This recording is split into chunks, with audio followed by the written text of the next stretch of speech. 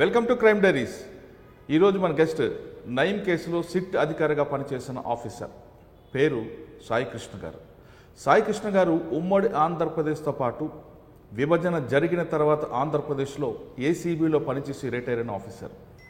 ఆయన చిత్తూరులో తన కెరీర్ ప్రారంభించి ఆంధ్రప్రదేశ్తో పాటు విభజన జరిగిన తర్వాత ఆంధ్రప్రదేశ్లో పలు ప్రాంతాల్లో పనిచేసి గుడ్ ఆఫీసర్గా పేరు తెచ్చుకున్న అధికారి. ఆయన పనిచేసిన సమయంలో అనేక సెన్సేషనల్ కేసులు ఉన్నాయి. ఎంత సెన్సేషనల్ కేసు ఉన్నా ఆయన చాలా కూల్గా పనిచేసుకుంటూ ఇన్వెస్టిగేషన్ పార్ట్ కంప్లీట్ చేస్తారు. కాబట్టి ఆయనకి నైన్లో జరిగిన కేసులో సిట్ ఆఫీసర్గా తీసుకొచ్చారు. అప్పటికి ఆయన సిటీలో లేకపోయినా ఆఫీసర్స్ అందరూ ఆయన పనితీరుని మెచ్చుకొని సిట్ అధికారిగా పెట్టి ఆ కేసు దర్యాప్తు ఇచ్చారు. తర్వాత రాష్ట్రం విభజన జరిగిన తర్వాత ఆంధ్రప్రదేశ్లో పలు ప్రాంతాల్లో పనిచేసి ఏసీబీలో రిటైర్ అయ్యారు.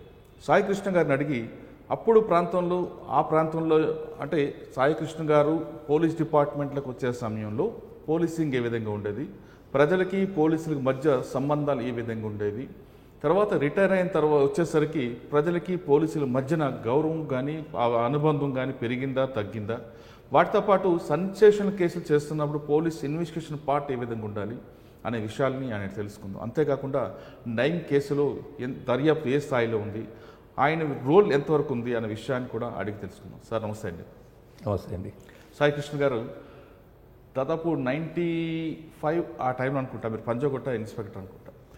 2002 95లో మీరు ఇంటెలిజెన్స్ ఉన్నారు. నాకు 2002 పంజాగుట్టలో మీరు ఎదురయ్యారండి. పంజాగుట్ట రోడ్డు కానుకునే పోలీస్ స్టేషన్ ఉంటుంది. ఆ పంజాగుట్ట వైపు నుంచి మేము వస్తున్నప్పుడు నేనప్పుడు సిటీ కేబుల్ పనిచేస్తాం, లక్కడి కపుల్ ఆఫీసు. వస్తున్నప్పుడు పంజాగుట్ట సిగ్నల్ దగ్గర ఆగితే లెఫ్ట్ తిరగగానే మీరు కనబడేవారు. మీరు అక్కడి నుంచి మొత్తం పంజాగుట్ట ఏం జరుగుతుంది అంతా అబ్జర్వ్ చేసేవారు మీరు. అంటే పోలీస్కి విజిబుల్ అని కనిపిస్తుంటుంది పబ్లిక్ ఎవరు వస్తున్నారు ఎవరు వెళ్తున్నారు అనేది. దాంతో ఆ పంజాగుట్ట సర్కిల్లో ఎప్పుడు కొంచెం రౌడీజం అనేది బాగా కంట్రోల్ అయింది. అప్పట్లో ఆటో వాళ్ళు ఆగడాలు అవ్వచ్చు, లేదా ఇంకోటి ఉంది. అక్కడ జరుగుతుంది అనగానే రే అని మీరు ఒక అరుపేయ కానీ మీ సెంటర్ వెళ్ళడం అక్కడంతా క్లీన్ అయిపోయింది. అంటే పోలీస్ ఒక ఎస్హెచ్ఓకి రోడ్డు కనపడడం, పబ్లిక్ కనపడడం అనేది ఇంపార్టెంట్ విషయం. అప్పట్లో మీకు పంజాగుట్ట అనేది ఒక అనుభవం నేర్పినట్టుంది. అంటే అప్పటి నుంచి మిమ్మల్ని చూసేవాడిని, మీరు చాలా కూల్గా నవ్వుతూ ఫాస్ట్గా నడడం, కనబడితే వాడిని ఒకటి మెడ మీద వేయడం. అంటే అప్పుడులో పబ్లిక్ యాక్సెప్ట్ చేసేవారు కాబట్టి అవన్నీ జరిగాయి. తర్వాత అది అనేది లేదనుకోండి. ఆ విధంగా మీ పంజాగుట్ట నుంచి మిమ్మల్ని చూస్తున్న మీ కెరీర్ అంతా కూడా సంతోష్ నగర్, దాని తర్వాత సంతోష్ నగర్లో ఒక ఏటీఎం మర్డర్ జరగడం, ఆ ఏటీఎం జరిగిన ఘటనలో ఎక్కిజుడు తర్వాత మరొక కేసులో అరెస్ట్ అవ్వడం, ఇన్ని కేసులు జరిగిన తర్వాత నయీం కేసులో మీకు సిట్ ఆఫీసర్గా ఇచ్చారండి. అంటే నయీం కేసులో సిట్ ఆఫీసర్ ఇచ్చిన తర్వాత మీరు ఇన్వెస్టిగేషన్ పార్ట్ టేకప్ చేశాక చాలామంది అధికారుల పేర్లు అందులో యాడ్ అయ్యాయి. అంటే మీరు వెళ్ళేసరికి నయీం ఇల్లు అనేది కూడా మీరు కూడా ఒకసారి చూసారు, డెన్ వెళ్ళారు, సెర్చ్ చేశారు, అక్కడ ఏం దొరికాయి, ఆ ఆఫీసర్ పేర్లు వాళ్ళ రోల్ ఏ విధంగా మీరు బిల్డప్ చేసుకొచ్చారు, ఈ ప్రశ్నలతో పాటు సాయి కృష్ణ గారు అసలు యూనిఫామ్ ఎందుకు వేసుకోవాలనుకున్నారు, యూనిఫామ్ వేసుకున్న తర్వాత అప్పుడు పరిస్థితులు ఏ విధంగా ఉండేవి ఒకసారి చెప్పండి. బేసికల్గా అది గ్రూప్ 2 ఎగ్జామ్ రాసి మా బ్యాచ్ అంతా 85 బ్యాచ్ ఏదైతే ఉందో వీ కేమ్ టు సర్వీస్. కొంతమంది దీంట్లో పోలీస్ అవుదామని అనుకుని ఉండొచ్చు, కొంతమంది యాస్పిరేషన్తో వచ్చి ఉండొచ్చు, లేకపోతే పోలీస్ ఫ్యామిలీ అయి ఉండొచ్చు. సో న్యాచురల్లీ తెలియదు. మేము మా అర్హత బట్టి ఈ డిపార్ట్మెంట్ రావడం జరిగింది. ఏ ఉద్యోగాన్ని బాగా చేయాలనే ఉద్దేశంతో డిపార్ట్మెంట్లో కాల్ పెట్టాము. ఇన్ఫ్యాక్ట్ మా తాతగారు ఫ్రీడమ్ ఫైటర్ సూర్యనారాయణ గారు, అండ్ ఆయనకి డప్పుల సుబ్బారావు అని ఒక బ్రిటిష్ టైంలో ఇన్స్పెక్టర్ ఉండేవాడు. డప్పుల సుబ్బారావు తూర్పుగోదావరి జిల్లాలో చాలా ఫేమస్. ఆయన అగడాలు దీనికి బాగా తెలుసు, వీళ్ళు సఫర్ అయ్యారు. Because he was imprison for 3.5 years. మా తాతగారు జైల్లో ఉన్నారు స్వాతంత్రోద్యమంలో. కాబట్టి పోలీస్ అనగానే ఆయనకి చాలా యావగింపు, ఇష్టం ఉండేది కాదు. ఎందుకంటే ఈ police is a symbol of authority and to protect the haves and the government అనే ఒక ఫీలింగ్ ఆయనకి. He's not a communist, he's clear Congress వాది, కానీ ఆ ఐడియా ఉండేది. కాబట్టి నేను ఎగ్జామ్ రాసిన తర్వాత నాకు ఇది వచ్చింది అన్నప్పుడు the first man to oppose, rather feel bad about my selection is my grandfather. But of course, తర్వాత ఆయన ఉద్యోగంలో ఉన్నప్పుడు ఆయన చూడడము ఆనందపడడం దట్స్ అ డిఫరెంట్ ఇష్యూ. అంటే మీరు పోస్ట్ వచ్చిన తర్వాత మీ తాతగారు ఏమన్నారండి? ఎందుకంటే ఆయనకి పోలీస్ డిపార్ట్మెంట్ మీద ఒక నమ్మకం. ఎస్, ఆయన ప్రాక్టికల్గా ఆయన నన్ను ఫంక్షన్కి చూడడానికి ఆల్ ది వే ఈ came to my Chittoor district నేను ప్రొఫెషన్ ఉన్నప్పుడు ఆయన వచ్చారు, వచ్చి చూశారు అండ్ పబ్లిక్తో కూడా మాట్లాడి ఈ felt happy that policing is change and is changing అని. అప్పటివరకు ఆయన ఏంటంటే కవి స్వాతంత్ర్యం ఉన్నాడు, పోలీస్ పడితే నాకు టచ్ లేదు ఆయనకి. ఈ అట్రాసిటీస్ వినటము, పేపర్ చదవటము, దాంతో ఆయన సర్కిల్ అంతా కూడా అదేలేండి దగ్గరగా చూసే వాళ్ళకి దూరం. సాహిత్యలహరి కాకినాడ కవులు, కృష్ణశాస్త్రి గారు, సాంబసుందర్ గారు, వీళ్ళందరూ పరిచయాలు, వీళ్ళతో మాటలు అవి ఉండేవి కానీ బట్ పబ్లిక్ మ్యాన్ కాదు. Okay. So that is sir first posting Chittoor professional. Okay. Professional Chittoor. ఇక్కడ ఏం నేర్చుకున్నారండి మీరు? అక్కడ రేణిగుంటలో ప్రాక్టికల్ ట్రైనింగ్ అండి. అక్కడి నుంచి దెన్ పుత్తూరు ప్రొఫెషనల్గా పనిచేశాను. ఓకే. ఇంకా ఇన్ఫ్యాక్ట్ మీరు పంజగుట్ట అన్నారు కదా, నా నడవాల వసాలలో ఇన్స్పెక్టర్ కూర్చుంటాడండి. పుత్తూరు పోలీస్ స్టేషన్ కూడా అలాగే ఉంటుంది. అప్పుడు అవును, పోలీస్ స్టేషన్ నడవాల ఉండేది, నడవాల ఎస్ఐ గారు కూర్చుంటారు, తల తిప్పితే మొత్తం రోడ్డు మీద అందరికి మేము విజిబుల్, నా పబ్లిక్ విజిబుల్. వచ్చే కంప్లైంట్ ఎవరు వచ్చినా కూడా ముందు నా దగ్గర రావాలి. సో ఏ పోలీసింగ్ అయినా కూడా కంప్లైంట్ ఏంటి, వాడు పోలీస్ స్టేషన్కి హాస్పిటల్కి నష్టపోయి వస్తారు కానీ ఎవరు కూడా ఆనందంగా రాదు. హోటల్ రెస్టారెంట్ కాదు అది. కాబట్టి వచ్చిన వాడు ఏంటి, వాడు బాధ ఏంటి తెలుసుకోవాలంటే ముందు first interaction very important for him. దొంగతనం ₹1,00,00,000 పోయిండొచ్చు, బట్ వాడు ఆదుద్దా మనం తెలుసుకుని వాడు మాట్లాడి ఎఫ్ఐఆర్ చేయించి రిజర్సల్ చేయటం, 4 శాంతం వచ్చిన పలకటం, ఓపుకుంటే ఒక కప్పు కాఫీ ఇవ్వటం, దీస్ ఆర్ ద థింగ్స్ బేసికల్ నీడెడ్. ఇప్పుడే టెక్నాలజీ పెరిగింది, మనం ఎక్కడ లోపల కూర్చున్నా కూడా ఏసీ రూమ్లో కూర్చున్నా కూడా విల్ బి సీయింగ్ CCTVస్లో ఎవరు వస్తున్నారు పోలీస్ స్టేషన్ చూసుకోవచ్చు. అప్పట్లో ఈ టెక్నాలజీ లేదు, అసలు CCTVస్ లేవు, టెలిఫోన్లో లేవు, సెల్ ఫోన్లో లేవు. సో ఆ టైంలో కూడా అప్పట్లో దట్ యూస్డ్ వెరీ వెల్ అన్నమాట, చాలా బాగా ఉపయోగించినప్పుడు మాకు. సార్ మీరు చెప్పిన వెర్షన్లో విజిబుల్ పోలీసింగ్ అంటే పోలీస్ స్టేషన్కి వచ్చేవాళ్ళు అనేది SHOగా కనబడడం అనేది మంచిదంటారా, లేదా మీరు ఇప్పుడు అన్నట్లుగా లోపల కూర్చొని CCTVలో చూసుకోవడం కరెక్ట్ అంటారా? అంటే టెరైన్ బట్టి ఉంటుందండి. I don't advise the same thing for the extremist, Naxalite infested areas. It's not possible. So alternative present technology is the answer for everything. అంటే నక్సల్స్ మూవ్మెంట్ ఉన్న ప్రాంతంలో సెక్యూరిటీ ల్యాబ్స్లో మనం సెక్యూరిటీ దీంట్లో పెట్టుకోవచ్చు. కానీ జనరల్గా ఉన్నప్పుడు పోలీస్ స్టేషన్కి ఒక బాధ్యత, మీరు అన్నట్లు పోలీస్ స్టేషన్కి వచ్చే వాళ్ళందరూ బాధ్యతలు వస్తారు, వాళ్ళు డైరెక్ట్గా ఎస్ఐతోనో వాళ్ళతో మాట్లాడాలనుకుంటారు. ఇక్కడ ముందు ఇప్పుడు కొత్తగా రిసెప్షన్ అని కొత్తగా వచ్చాయి, అక్కడ పెట్టడం బెటర్ అంటారా, లేదా డైరెక్ట్గా SHOకి కనబడడం విజిబుల్ ఉండడం మంచిదంటారా? అంటే ఓల్డ్ టైంలో పోలీసింగ్ డైరెక్ట్గా అలాగే ఉండేది. ఇంటరాక్షన్ అనేది రాగానే సెంట్రీ ఆపుతాడు, ఇన్స్పెక్టర్ గారు ఎస్ఐ గారు లోపల కూర్చుంటారు, చేస్తారు. ఎప్పుడైతే మేము నడవాలో ఉండి ప్రజలకు విజిబుల్గా ఉన్నామో రైటర్ వేసి మన కళ్ళ ముందు మాట్లాడుతుంటాడు, మనకేమైనా ఉంటే మనం పిలిచి మాట్లాడతాం, వాళ్ళు మన దగ్గర రావచ్చు ఫర్దర్గా. సో అక్కడ ఎటువంటి పోలీస్ మీద ఎలిగేషన్స్ ఉండవు, పోలీస్ రెస్పాన్స్ కూడా బాగుంటుంది, బికాజ్ ఈ immediate superiors watching them. Okay. కానీ తర్వాత కొంతమంది ఆఫీసర్లు వాస్తు ప్రకారం బాలేదంటూ రూముల్లోకి వెళ్ళడం, డోర్ క్లోజ్ చేసుకోవడం చేసేవారు. వాస్తు ఇక అది పర్సనల్ ఎవరు ఇష్టం వాళ్ళు దాని గురించి నేను కామెంట్ చేయలేను. కానీ బట్ ఇప్పుడంటే డోర్లు క్లోజ్ చేసుకోవచ్చు, ఆధునిక టెక్నాలజీ వచ్చింటాయి. బట్ అప్పట్లో ఇచ్చిన. ఓకే సార్, చిత్తూరు జిల్లాలో పుత్తూరు, రేణిగుంట చేసినప్పుడు అప్పట్లో ప్రజలకి పోలీసుల మధ్య సంబంధాలు ఏ విధంగా? అంత బాగోలేవండి. బట్ ఏంటంటే ఏరియా బట్టి చెప్తున్నాను కదా, చిత్తూరు జిల్లాలో policing is different from Kadapa district policing, and Hyderabad city policing is different from Adilabad policing. ఎక్కడెక్కడ తేడా ఉంటుంది adaptability, public, the standard of the people, the reach of the people, the etiquette of the people అన్నీ కూడా మారుతూ ఉంటాయి. కాబట్టి దేనికి దానికి రెస్పాండ్ అవ్వాలి, ఎక్కడ వెళ్ళినా కూడా దాని ప్రకారం మనం నడుచుకోవాలి. బికాజ్ వీఆర్ సర్వెంట్స్, బేసికలీ మనం సర్వెంట్స్ అనే విషయం మర్చిపోతే కష్టం అవుతుంది.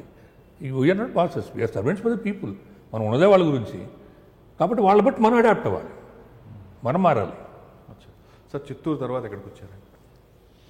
చిత్తూరు తర్వాత అంటే హైదరాబాద్ సిటీ అండి. I came to Karkhana police station ఎస్ఐగా వచ్చాను. కార్ఖానా నుంచి then I went to intelligence department. Okay. Starting Hyderabad వచ్చిన దగ్గర ఇంటెలిజెన్స్లో పనిచేస్తారు? హైదరాబాద్ వచ్చి కార్ఖానాలో 1.5 years వర్క్ చేశాను as crime SI. Okay. Karkhana నుంచి ఇంటెలిజెన్స్ డిపార్ట్మెంట్. అంటే క్రైమ్ ఎస్ఐ చేస్తున్నప్పుడు అప్పుడు ఏ తరహా క్రైమ్ ఉంటుంది? కార్ఖానా ఏరియాలో బోర్డర్స్లో డెకాయిట్స్ బాగా జరిగేవి. అండ్ హౌస్ బ్రేకింగ్ విపరీతంగా వ్యాంపండ్ హౌస్ బ్రేకింగ్ జరిగేది. ఎందుకంటే పెద్ద పెద్ద ఇల్లు ఉండేవి, రిచ్ పీపుల్, తర్వాత లోన్లీనెస్ బాగుండేది. ఈవినింగ్ 7-8 అయితే జనసంచారం ఉండేది కాదు. నైట్ హెచ్పి అని డే హెచ్పి అంటారు. Mostly night HP, day HP కూడా జరిగేవి.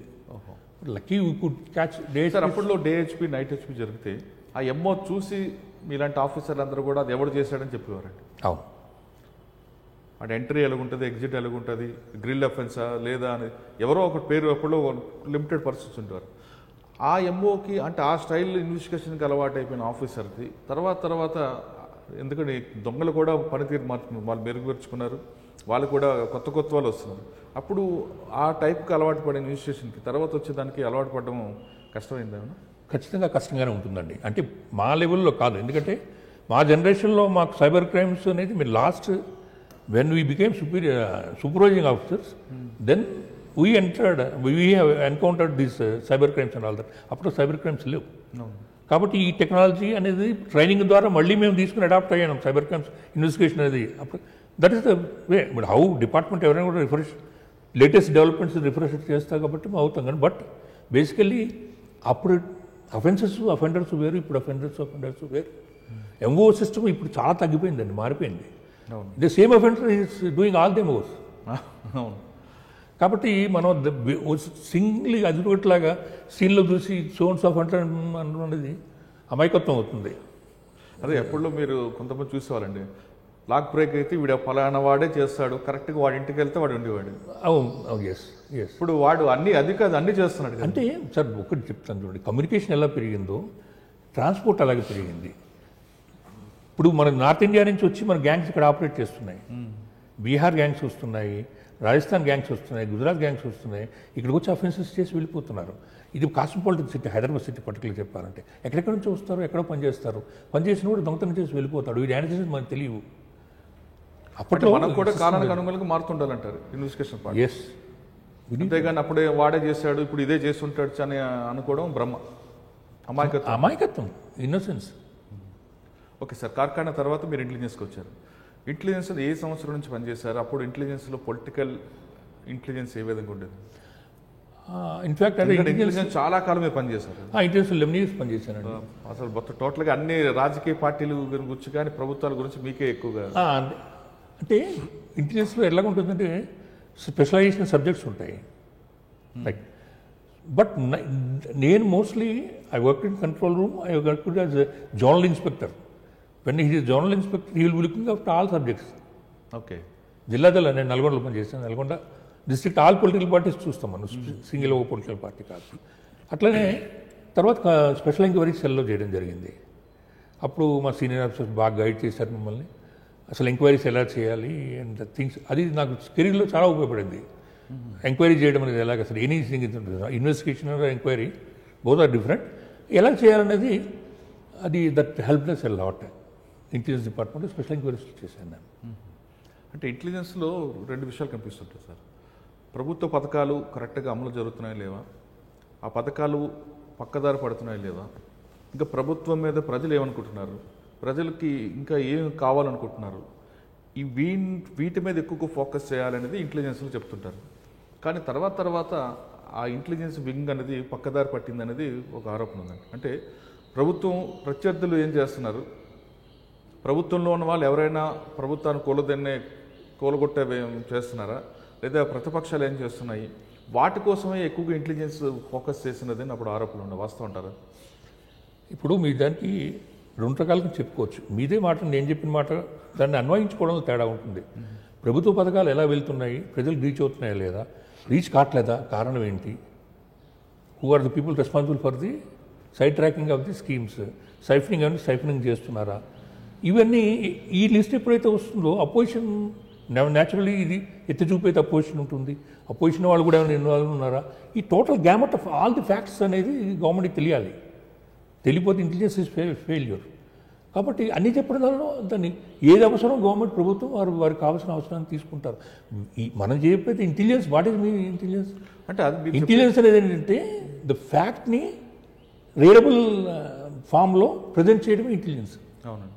But we should know the facts. కానీ కొంతకాలం తర్వాత అసలు పని పక్కన పెట్టి మిగతా వేరే పనికి ఎక్కువగా ప్రాధాన్యత ఇచ్చారని ఉంది. అంటే ఎగ్జాంపుల్ పొలిటికల్ పార్టీస్ ఉన్నాయి, ప్రతిపక్ష నాయకులు ఏం చేస్తున్నారు, వాళ్ళ వ్యక్తిగత విషయాలు వాళ్ళ మీద ఎక్కువగా ఫోకస్ చేయడం అన్నది, దాని మీద ఎక్కువ ఫోకస్ చేయడం వల్ల కొన్ని అరాచక శక్తులు పెరిగిపోయాయి అన్నది కూడా ఇప్పుడు ఆరోపణ ఉంది.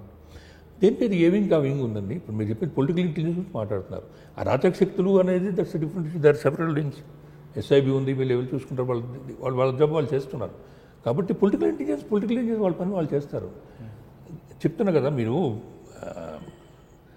ఆ వింగ్లో డిఫరెంట్ వింగ్స్ ఉన్నాయి కాబట్టి ఎవరి ఇన్పుట్ వాళ్ళకి ఉంటుంది.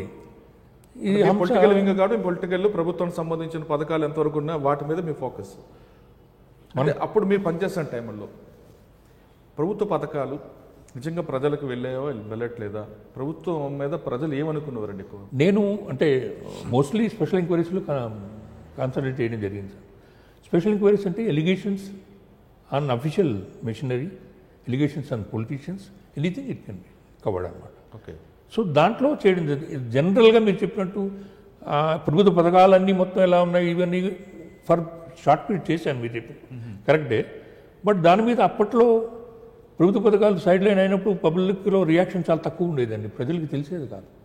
సో మనం ఎవరన్నా అడిగినా కూడా ఏదో వాడికి ఏంటంటే వాళ్ళకి ఇమీడియట్గా ఏం కావాలి, రేషన్ బియ్యం అందిందా లేదా, ఇదేమైనా ప్రాబ్లం ఉంది, ఇటువంటి గురించి మాట్లాడాలి. కానీ పాపం అదర్ స్కీమ్స్ గురించి అంత ఎన్లైట్మెంట్ లేదు. అంటే ఆ విషయాన్ని మీరు గవర్నమెంట్ నోటీసులకు వెళ్ళేదండి? స్పెసిఫిక్ రిపోర్ట్ ఉంటే వెళ్ళేవి గవర్నమెంట్. అంటే మీరు చేసిన వింగ్లో ఈ విధంగా ఉండేదండి అప్పుడు? మీరు పర్టికులర్గా వింగ్ టేకప్ చేశారు అంటే స్పెషల్ ఎంక్వైరీస్. అచ్చా. అంటే ఎక్కడైనా కూడా పథకాలు డైవర్ట్ అవుతున్నా, లేదంటే special allegations on corruption, awareness, official misuse of power ఏమైనా ఉంటే దాని మీద ఎంక్వైరీ జరిగింది. ఓకే. తర్వాత ఎక్కడికి వచ్చారండి? 11 సంవత్సరాలు ఇంటెలిజెన్స్ తర్వాత చేసిన తర్వాత అంటే నా సీనియర్ ఆఫీసర్లే చెప్పారు, ఏంటి నెలలతో ఇంటెలిజెన్స్ ఉంటావు, గెట్ అవుట్ అని. అంటే గెట్ అవుట్ అని స్మూత్గా చెప్పుంటారండి, అభిమానంతో చెప్పుంటారు సీనియర్ ఆఫీసర్స్. మా ఈజీ లేకపోతే లాడారు కూడా చేయవా వెళ్ళు, ఇక దెన్ బయటకు వచ్చాను. Then first posting Chatrinaka. Okay. MV Krishnarao CP ఉండే, commissioner of police. Sir, Chatrinaka ఇన్స్పెక్టర్గా మీరు వచ్చినప్పటికీ ఎంవి కృష్ణారావు గారు కమిషనర్. అంటే అక్కడ ఆ ప్రాబ్లమ్స్కి ఎందుకంటే 11 సంవత్సరాలు ఇంటెలిజెన్స్ పనిచేసి వచ్చారు, ఇక్కడ లా అండ్ ఆర్డర్ ఇమీడియట్గా మీకు కంబైన్డ్ పొజిషన్ ఇచ్చారు. కృష్ణారావు గారు ఏ విధంగా సపోర్ట్ చేస్తారు, ఏ విధంగా మీకు సూచనలు చేస్తారు? కృష్ణారావు చాలా సపోర్ట్ చేశారు. అంటే ఆయన ఎప్పుడు చెప్పడు, కానీ it's a great man. Supported, చాలా సపోర్ట్ చేయడు. అంటే ఇంకోటి ఏంటంటే నా కెరీర్లో నా అదృష్టం మరి బ్లెస్సింగ్ నాకు తెలియదు, కానీ all through my officer supported me entire service. అది ఇట్స్ ఎ బ్లెస్సింగ్ అని నేను అనుకుంటాను. ఎందుకంటే ఎప్పుడు చార్మినార్ పోలీస్ స్టేషన్లో ఎక్కువ కూర్చునేవారు కదండి ఆయన. Every Friday. అంటే అది హైదరాబాద్ సిటీలో. అది అంటే మీరు చెత్తనాక అంటే కృష్ణారావు అదే చెప్పారు. ఏం చెప్పారంటే, బాబు నాకు పాలసీ ఉంది, ఆ పాలసీ ప్రకారం వచ్చిన వాళ్ళందరికీ కూడా నేను ఓల్డ్ సిటీ ఇస్తాను, ఓల్డ్ సిటీలు పనిచేసిన తర్వాత మీరు బాగా పనిచేస్తే మంచి పోస్టింగ్ ఇస్తాను, దట్స్ ఎ డిఫరెంట్ ఇష్యూ అని. నాకు నేను first time intelligence law and order వచ్చాను, మళ్ళీ నాకు మంచి పోస్టింగ్ చెడ్డ పోస్టింగ్ అనేది పెద్ద makes no different, because I need to acclimatize with the situation. Law and order తెలుసుకోవాలి. ఆఫీసర్ డౌట్ చేశారు నన్ను, నువ్వు చేయగలవా అన్న టైప్లో. Same thing happened. నేను డీసీపీ దగ్గరికి వెళ్ళి రిపోర్ట్ చేయగలిగినప్పుడు ఆయన కూడా డౌట్ అయ్యారు. But he also supported me a lot. అంటే చిత్తనకలో చూస్తున్నప్పుడు ఏమైనా కమ్యూనల్ అయ్యండి అక్కడ? Communal tell you, south zone ఎలా ఉంటుందంటే అండి, కమ్యూనల్ అయింది అవ్వలేదు అయిన తర్వాత తెలుస్తాయి అయిందని, క్లాంప్ అయింది. బట్ నిత్యము ఘర్షణలు అనేది జరుగుతూ ఉంటాయి, బికాజ్ ఇట్స్ హ్యూమన్ నేచర్. అటు ఇటు ఇటైనా ఎటు రెండు. అంటే మిగతా పోలీస్ స్టేషన్కి చెత్తన్నకు ఒక డిఫరెంట్ కల్చర్ ఉంటుందండి. మిగతా పోలీస్ స్టేషన్ కంప్లీట్గా 80% వాళ్ళంటూ 20% వీళ్ళు ఉంటారు. ఇంకా చెత్తన్నాక 50-50 కనిపిస్తారు కదా. అవును, ఎటువైపు ఏం జరిగినా ముందు పోలీసు ముందుకు వస్తారు వాళ్ళు. అవునవును, చాలా important that. But the same time చెత్తనాకలో రెండు వర్గాలు కూడా, అంటే హిందూ ముస్లిమ్స్ అందరూ కూడా పోలీసుకి చాలా కోఆపరేటివ్గా ఉన్నారు. ఓకే. ఈరోజు కూడా అదే ఉందని నేను భావిస్తున్నాను. చాలా అంటే కొంతమంది సంఘ విద్రోహ శక్తులను వచ్చి ఏమన్నా మీ కన్ కాల్ దెమ్, అటువంటి పబ్బం గడుపుకునే వాళ్ళు, పాలిటిక్స్ కోసం చేసేవాళ్ళు రెండు గ్రూపుల్లో ఉంటారు. బట్ ఎక్కడైనా ఉంటారు. Yes, people in general both Muslims and Hindus పోలీసుకి చాలా కోఆపరేట్ చేశారు. అప్పుడు టైగర్ నరేంద్ర గారు. అవును, ఏమనేవారండి? నరేంద్ర గారు ఉండేవారు పక్కనే షాల్బండ్ లిమిట్స్లో ఉండేది పక్కనే జస్ట్. బట్ నరేంద్ర గారు మాకు కోఆపరేట్ చేసేవాడు ప్రాక్టికల్గా. ఆయన వెళ్ళి ముందు సమస్య చెప్పి కృష్ణారావు గారు పెట్టిన లిట్మస్ టెస్ట్ ఏంటంటే, నువ్వు మనకి పాత నగరంలో అదర్ దాన్ దిస్ ఈ ఫెస్టివల్ సీజన్ చాలా ఇంపార్టెంట్ మనకి. బోనాల నుంచి స్టార్ట్ అవుతుంది. ఇంకా సంతోష్ నగర్ అంటే ముందు అక్కడ మనకి దర్గా బాబాది అక్కడ ఉరుసు ఉంటుంది. ఆ ఉరుసుని స్టార్ట్ అవుతుంది అక్కడ. జస్ట్ అది మేలో వస్తే జూన్ నుంచి స్టార్ట్ అవుతుంది ఆషాఢ మాసం. ఈ ఆషాఢ మాసం నుంచి వచ్చిన తర్వాత మళ్ళీ దసరా వరకు ఈ పీరియడ్ ఏదైతే ఉందో ఇది చాలా ఇంపార్టెంట్. ఈ పీరియడ్లో సదావుగా అన్ని పండుగలు అయిపోయాయి అంటే ఎస్ నీకు టిక్కు పడుతుంది, you're a good man, you're working అని. అది నాకు వెళ్ళగానే పెట్టిన పరీక్ష. But I could pass the test. Sir ఇప్పుడు అంటే మీరు చేశారు కాబట్టి ఆ ఎక్స్పీరియన్స్ ఇప్పుడున్న ఆఫీసర్లకి చతుర్నాక కానీ ఓల్డ్ సిటీలో పనిచేస్తున్నప్పుడు ఎలాంటి ప్రికాషన్ తీసుకోవాలండి? బేసికల్లీ సార్ పోలీసులో చిత్తనాక కానీ ఎక్కడైనా సరే go to the problem, face the problem. ఏదైనా మనకి చిన్న ఇన్ఫర్మేషన్ తెలిసినా అది ఫర్దర్ ఏమవుతుందని విజువలైజ్ చేసి మనం ప్రాబ్లం దగ్గరికి వెళ్ళి దాన్ని నిప్పటి దెబ్బట్ అది చేయాలి. ఇన్ఫర్మేషన్ సిస్టమ్ పెట్టుకోవాలి. పబ్లిక్తో మీరు బాగా తిరిగితే దాంట్లో ఎవరో 10 మందితో తిరిగితే కనీసం ఇద్దరైనా నీకు పోలీస్కి సాఫ్ట్ కార్ ఉన్నవాడు ఇన్ఫార్మ్ చెప్పుకుంటాడు. బట్ నువ్వు అసలు పబ్లిక్కే కలవకుండా నువ్వు ఎక్కడో నేను ఐవరీ టవర్స్లో ఉంటానంటే ఇన్ఫర్మేషన్ రాదు. రానప్పుడు జరిగిన తర్వాత మనకు తెలుస్తుంది. జరగముందు తెలియడము, జరిగిన తర్వాత సీన్లోకి మీరు వెళ్ళినప్పుడు మీకు ఇమీడియట్గా సిచ్యుయేషన్ కంట్రోల్లోకి రావడం, ఇవి చాలా ఇంపార్టెంట్. అది ఆల్ ఎస్హెచ్ఓస్ అందరూ చేస్తూనే అనుకుంటారు. But this cardinal principle particularly in old city. ఎందుకంటే చిన్న చిన్న నేను చెప్తానంటే ఐ కాంట్ నేమ్ ఇట్, కొన్ని ఇష్యూల్లో ఇద్దరు 2 వర్గాల వాళ్ళు గొడవ పెట్టుకున్న తర్వాత ఎక్కడికక్కడ పంపించేసి పోలీసు వాళ్ళు పంపించేసిన తర్వాత ఇమ్మీడియట్గా 1 గంటలో అది కమ్యూనల్ అయిపోయిన సిచ్యువేషన్లు ఉన్నాయి. అవునా? అదే అప్పుడే టైంలో వాళ్ళని తీసుకుని పోలీస్ స్టేషన్ తీసుకొచ్చి బైండ్ ఓవర్ చేసి పెద్దలు పిలిచి మందలించి ఏదో కౌన్సిలింగ్ చేస్తే ఇది జరిగేది కాదు. అటువంటి 2-3 ఇన్సిడెంట్లు జరిగాయి నేను చూసినప్పుడు. చాలా పెద్ద కమ్యూనల్ టెన్షన్ వచ్చేసి పికెట్లు పెట్టి స్టేజ్ వచ్చేసింది.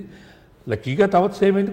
కొన్ని చోట్ల అయితే ఫ్లేర్ అప్ అయి కూడా ఈ కర్ఫ్యూ కూడా క్లాంప్ చేసిన సిచ్యువేషన్స్, అటువంటి చిన్న చిన్న ఇష్యూలు ఉన్నాయి. అంటే అక్కడ జరిగినప్పుడు ఇష్యూని వెంటనే వాళ్ళు తీసుకురావడం, మాట్లాడడం. ఇష్యూ చిన్నగా స్టార్ట్ అవుతుంది, కొద్దిగా పెద్దగా అయ్యే టైంకి అది ఎవరు అడ్వాంటేజ్ తీసుకుందామని గ్రూపులు వచ్చేస్తారు. దాంట్లోకి వచ్చిన తర్వాత సిచ్యువేషన్ అవుట్ ఆఫ్ కంట్రోల్ అయిపోతుంది. అదే సిచ్యువేషన్ ఇమీడియట్గా మీరు బడ్లో నిప్ చేసేసినట్టయితే, నిప్ ఎట్ ది బడ్ అంటాం కదా, అక్కడ ఆర్పేసినట్టయితే సిచ్యువేషన్. అదే ఓల్డ్ సిటీలో అక్కడ ఇని పోలీసింగ్ అదే ఓల్డ్ సిటీలో చేసేవాడు అది చాలా చేయాలి, చాలా ఇంపార్టెంట్. కానీ చాలామంది ఆఫీసర్లు ఏమంటారంటే పబ్లిక్ మంచివాళ్ళు, కొంతమంది లీడర్ల యొక్క ప్రోద్బలంతో ఇష్యూస్ అన్ని ఫైర్ అయిపోతుంటుంటారు. అప్పుడు మనం వాళ్ళని బైండ్ ఓవర్ చేసుకుంటే సరిపోద్ది కదా, పబ్లిక్ని మనం సఫర్ చేయకుండా, కర్ఫ్యూ పెట్టి సఫర్ చేయకుండా. కర్ఫ్యూ పెట్టిస్తే ఎప్పుడు ఏ ఆఫీసరు ఎప్పుడు కూడా కర్ఫ్యూ పెట్టడానికి అనుకోరు, ఎప్పుడు అనుకుంటాం. నేను చూసి నా సర్వీస్లో నేను పర్టికులర్లీ ఓల్డ్ సిటీలో 9 years పనిచేశాను. అప్పుడు కానీ ఎక్కడ కానీ నాకన్నా పనిచేసిన వాళ్ళు, మా బ్యాచ్మేట్లు ఇంకా ఎక్కువ పనిచేసిన వాళ్ళు కూడా ఉన్నారు.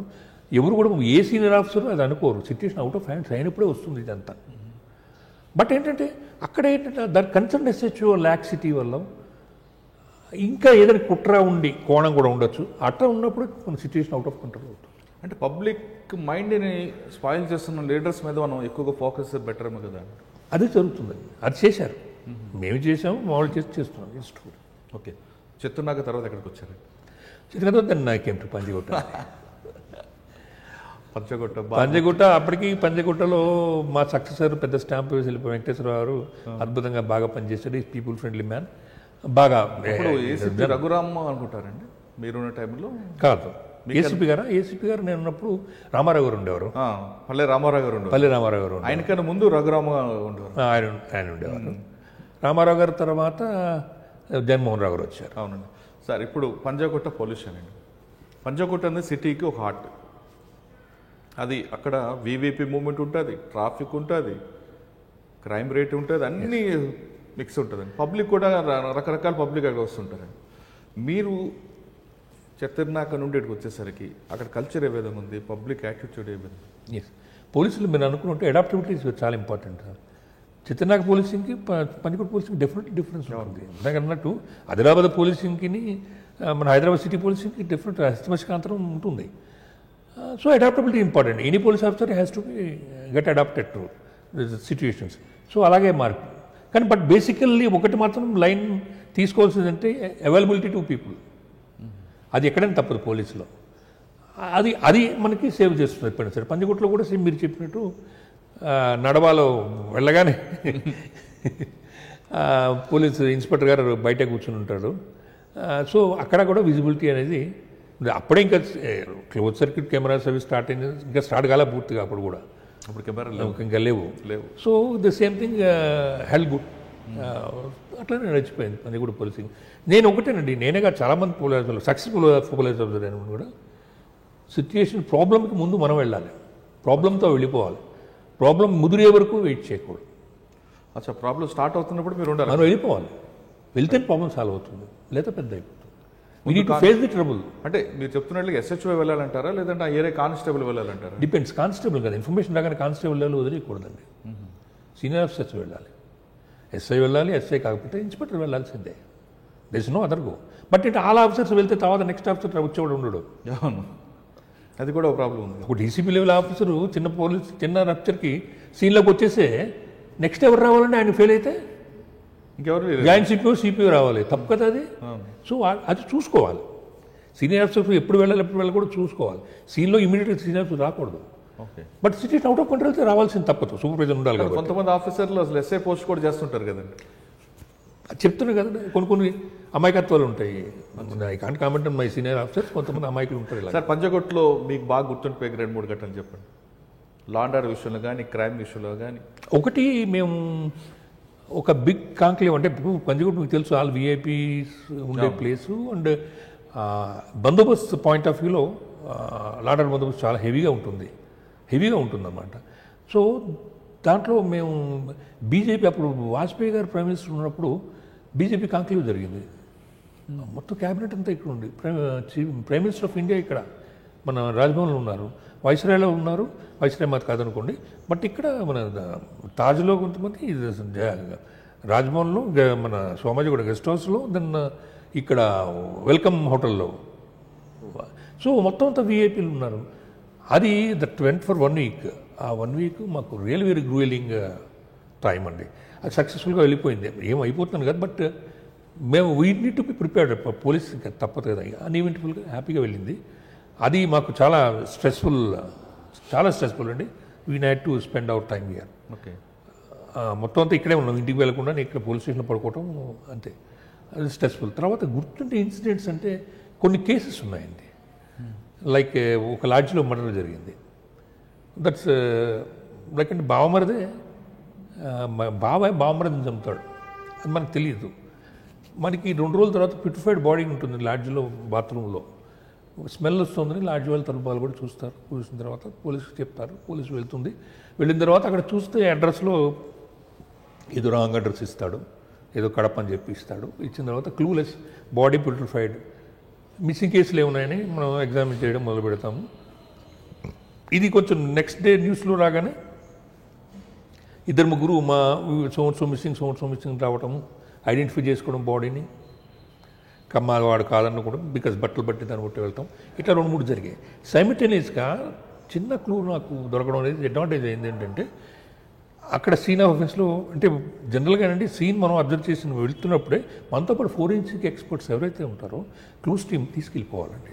We can't just visit, like ఏదో విజిట్ కాకుండా అలాంగ్ విత్ ఎక్స్పర్ట్స్ మనం వెళ్ళినట్టయితే మనకి ఏ క్లూ కూడా మిస్ కాకుండా ఉంటుంది. సో అది వెళ్తున్న టైంలో సరే వాళ్ళు they have done their job, but ఒక న్యూస్ పేపర్ ముక్క that helped me lot, that gave all the clue. ఆ న్యూస్ పేపర్ చూస్తే that's Chittoor edition, half cut చేసిన ముక్క. చిత్తూరు ఎడిషన్ ఇక్కడ ఎందుకు వచ్చింది అనేది డౌట్ వచ్చింది. అక్కడ పేపర్లు మనకి ఇక్కడ రావు. అంటే somebody from Chittoor has come here. It is a possibility, it's not exactly. అందుకని ఇమీడియట్గా ఏం చేశానంటే మేము మీడియాని, ప్రెస్ వాళ్ళని రిక్వెస్ట్ చేసి ఆ రోజు ఇమీడియట్గా సేమ్ న్యూస్ అక్కడ కూడా వేయండి అని చెప్పి అంటంలో అక్కడ కూడా ఈ న్యూస్ పబ్లిష్ అయింది. నెక్స్ట్ డే ఇమ్మీడియట్గా వచ్చారు ఫ్యామిలీ మెంబర్స్.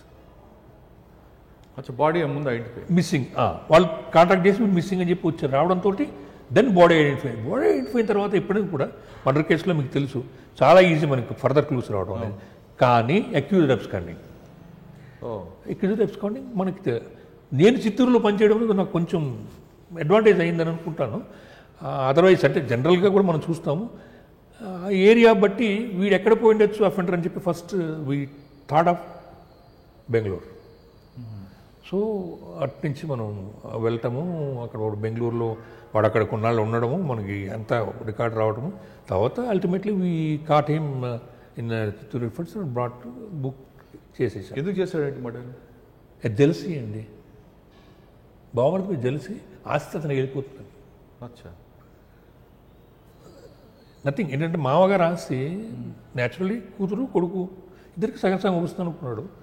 అతను ఏదో ఫారిన్ కంట్రీస్కి వెళ్తే ఫారిన్ కంట్రీస్ పంపించే ప్రయత్నం చేస్తున్నాడు. సో ఆస్తి అంతా అక్కడికి పంపిస్తాడు, నాకేం దక్కదు, నా భార్యకి ఏం దక్కదు, అంతే.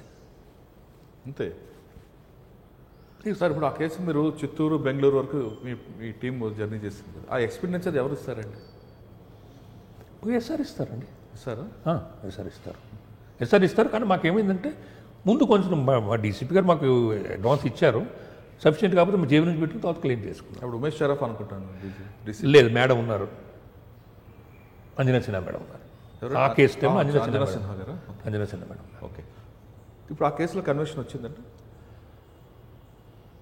ఆ కేసులో ఇద్దరు ఎక్యూజ్డ్, ఒక ఎక్యూజ్డ్ దేవుడే కన్విక్షన్ ఇచ్చాడు. నెక్స్ట్ ఇయర్లో యాక్సిడెంట్లో చచ్చిపోయాడు అతను.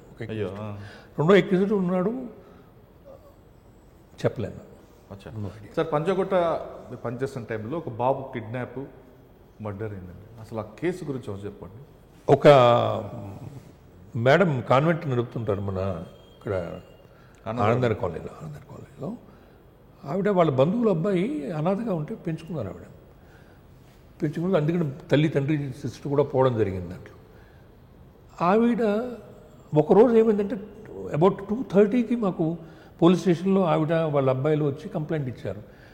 పిల్లాడు ఉన్నాడండి, శాంసన్ ఏదో పిల్లాడు ఉన్నాడు, ఆ కుర్రాడు కనపట్లేదు, 3 hours అయిపోయింది, ఈజ్ మిస్సింగ్. మేము క్యాజువల్గా ఓకే మేడం అనుకున్నాం. But at the same time shocking ఏం చెప్పారంటే ఫోన్ వచ్చిందండి, ర్యాన్సమ్ డిమాండ్ చేస్తున్నాడు. సో ఇమీడియట్గా ఆఫీసర్లకు చెప్పడం జరిగి టాస్క్ ఫోర్స్ హెల్ప్ తీసుకుని మనం ట్రాకింగ్ పెట్టి అన్నీ చూస్తున్నాం. కాల్ అసలు మళ్ళీ ఫర్దర్ కాల్ వస్తుందా ఏంటని చెప్పి అది సైమిల్టేనియస్గా ఎఫ్ఐఆర్ కంప్లైంట్ రాకుండా ఎఫ్ఐఆర్ చేయటము, ఎఫ్ఐఆర్ చేస్తూనే దెన్ సీన్లోకి వెళ్ళటము, అందరిని ఎగ్జామ్ చేయడం, ఇవన్నీ స్టార్ట్ అయిపోయినాయి. Because kidnap for ransom is sensational and severe offence. జరుగుతున్నాయి అందరిని ఎగ్జామ్ చేస్తున్నాం. ఈవినింగ్ అయిపోయింది, కాల్ వస్తుందని అన్న టైం కాల్ రాలేదు. They told that they will be calling again, మళ్ళీ కాల్ చేస్తాం, మాకు ర్యాన్సమ్ ఎక్కడ ఇవ్వాలి చెప్తామని చెప్పి. Ransom was 10 lakhs or something. Call రాలేదంటే డౌట్ వచ్చింది, ఎందుకు రాలేదు, ఏమైంది వేసింది. దెన్ స్లోగా అందరినీ ఇంట్రాగేట్ చేయడం, ఎవరు వచ్చారు మొత్తం అందరినీ క్వశ్చన్ చేయటము జరుగుతుంది. క్లూలెస్, కాల్ రాలేదు, ఫర్దర్ ఏం జరిగింది తెలియదు. అప్పుడు మనకున్న ఇప్పుడు టెక్నాలజీ అప్పుడు లేదు. 2003, 2002లో ఇప్పుడు టెక్నాలజీ లేదు అనుకున్నాం కదా ఇందాక, సీసీటీవీసే లేవు. ఈ సిచ్యువేషన్లో మనకు అంత టెక్నాలజీ లేదు. ఎలాగా ఓల్డ్ సిస్టంలోనే ఇన్వెస్టిగేషన్ ఫర్దర్ వెళ్తుంది. చాలా అదృష్టం బాగుండి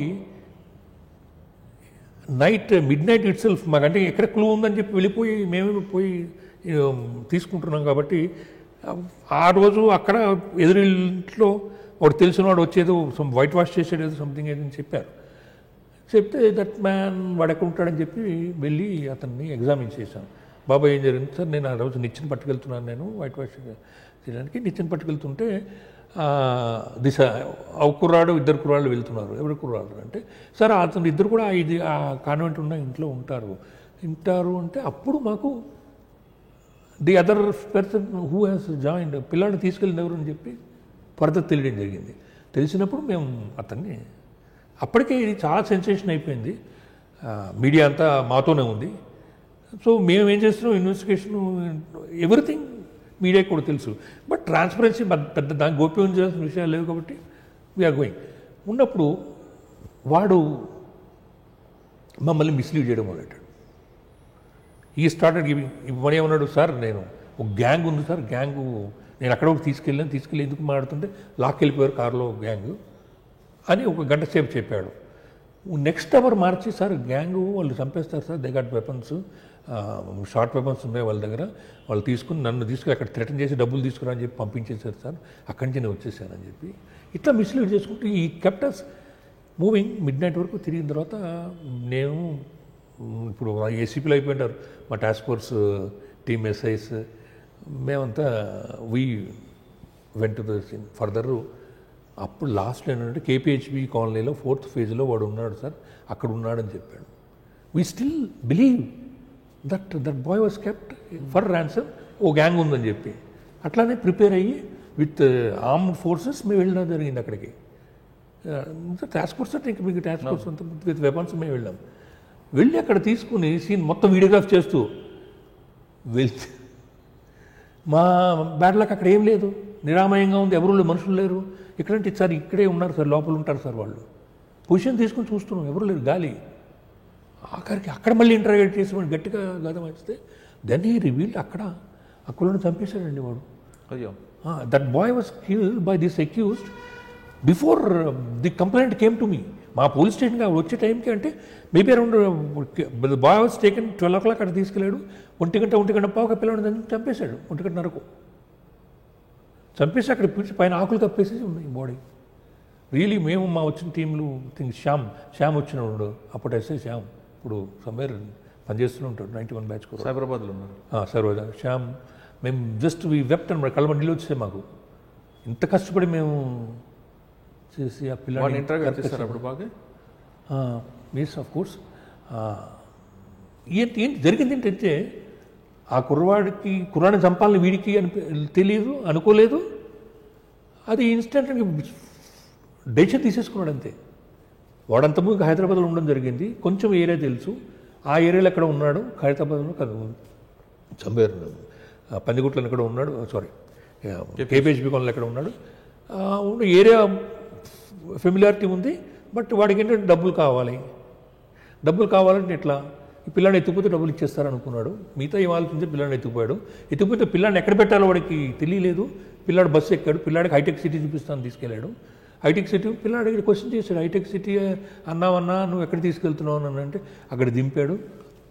ఆ పిల్లాడు పక్కన పెట్టుకుని ఫోన్ చేశాడు. వాళ్ళ బాస్కి ఫోన్ చేసి గంటలో పనుంది బయటకు వస్తున్నాను మళ్ళీ అని ఒక ఫోన్ చేశాడు. బిజినెస్ మళ్ళీ వెళ్ళాడు. పిల్లని ఎక్కడ పెట్టాలో అర్థం కాలేదు. పిల్లని వదిలితే తీసుకెళ్ళండి అని చెప్తుంది, ఉద్యోగం పోతుంది, డ్రైవర్ అక్కడ.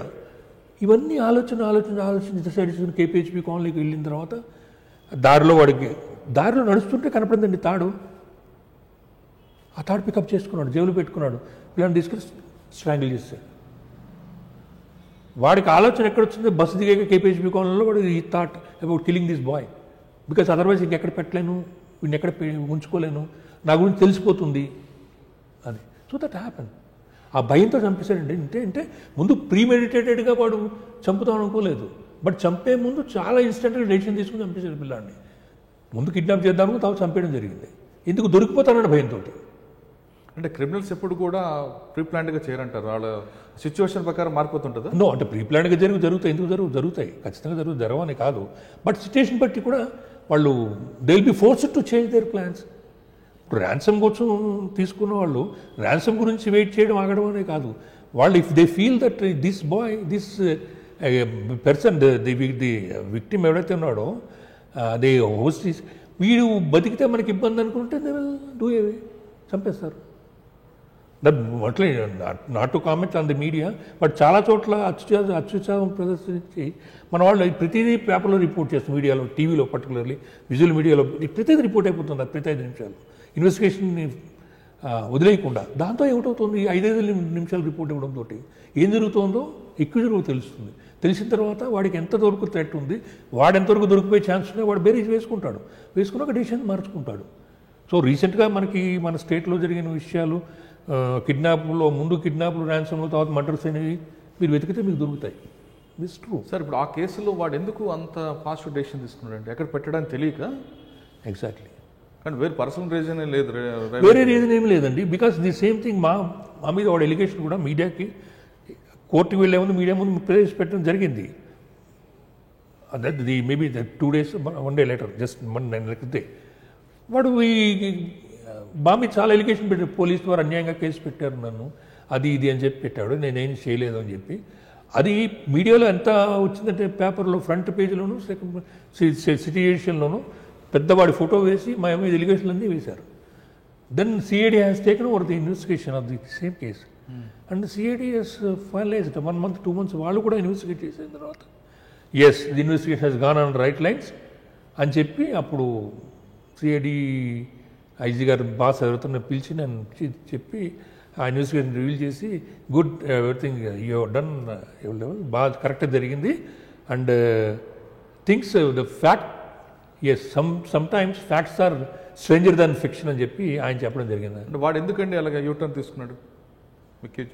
భయపడండి దొరికిపోతాను భయంతో అంతే. కాదండి నేనేం చేయలేదు అని ఎందుకు చెప్పాడండి? ముందు అలాగే చెప్తారు కదా, ఎవడలాగా చెప్తారంట.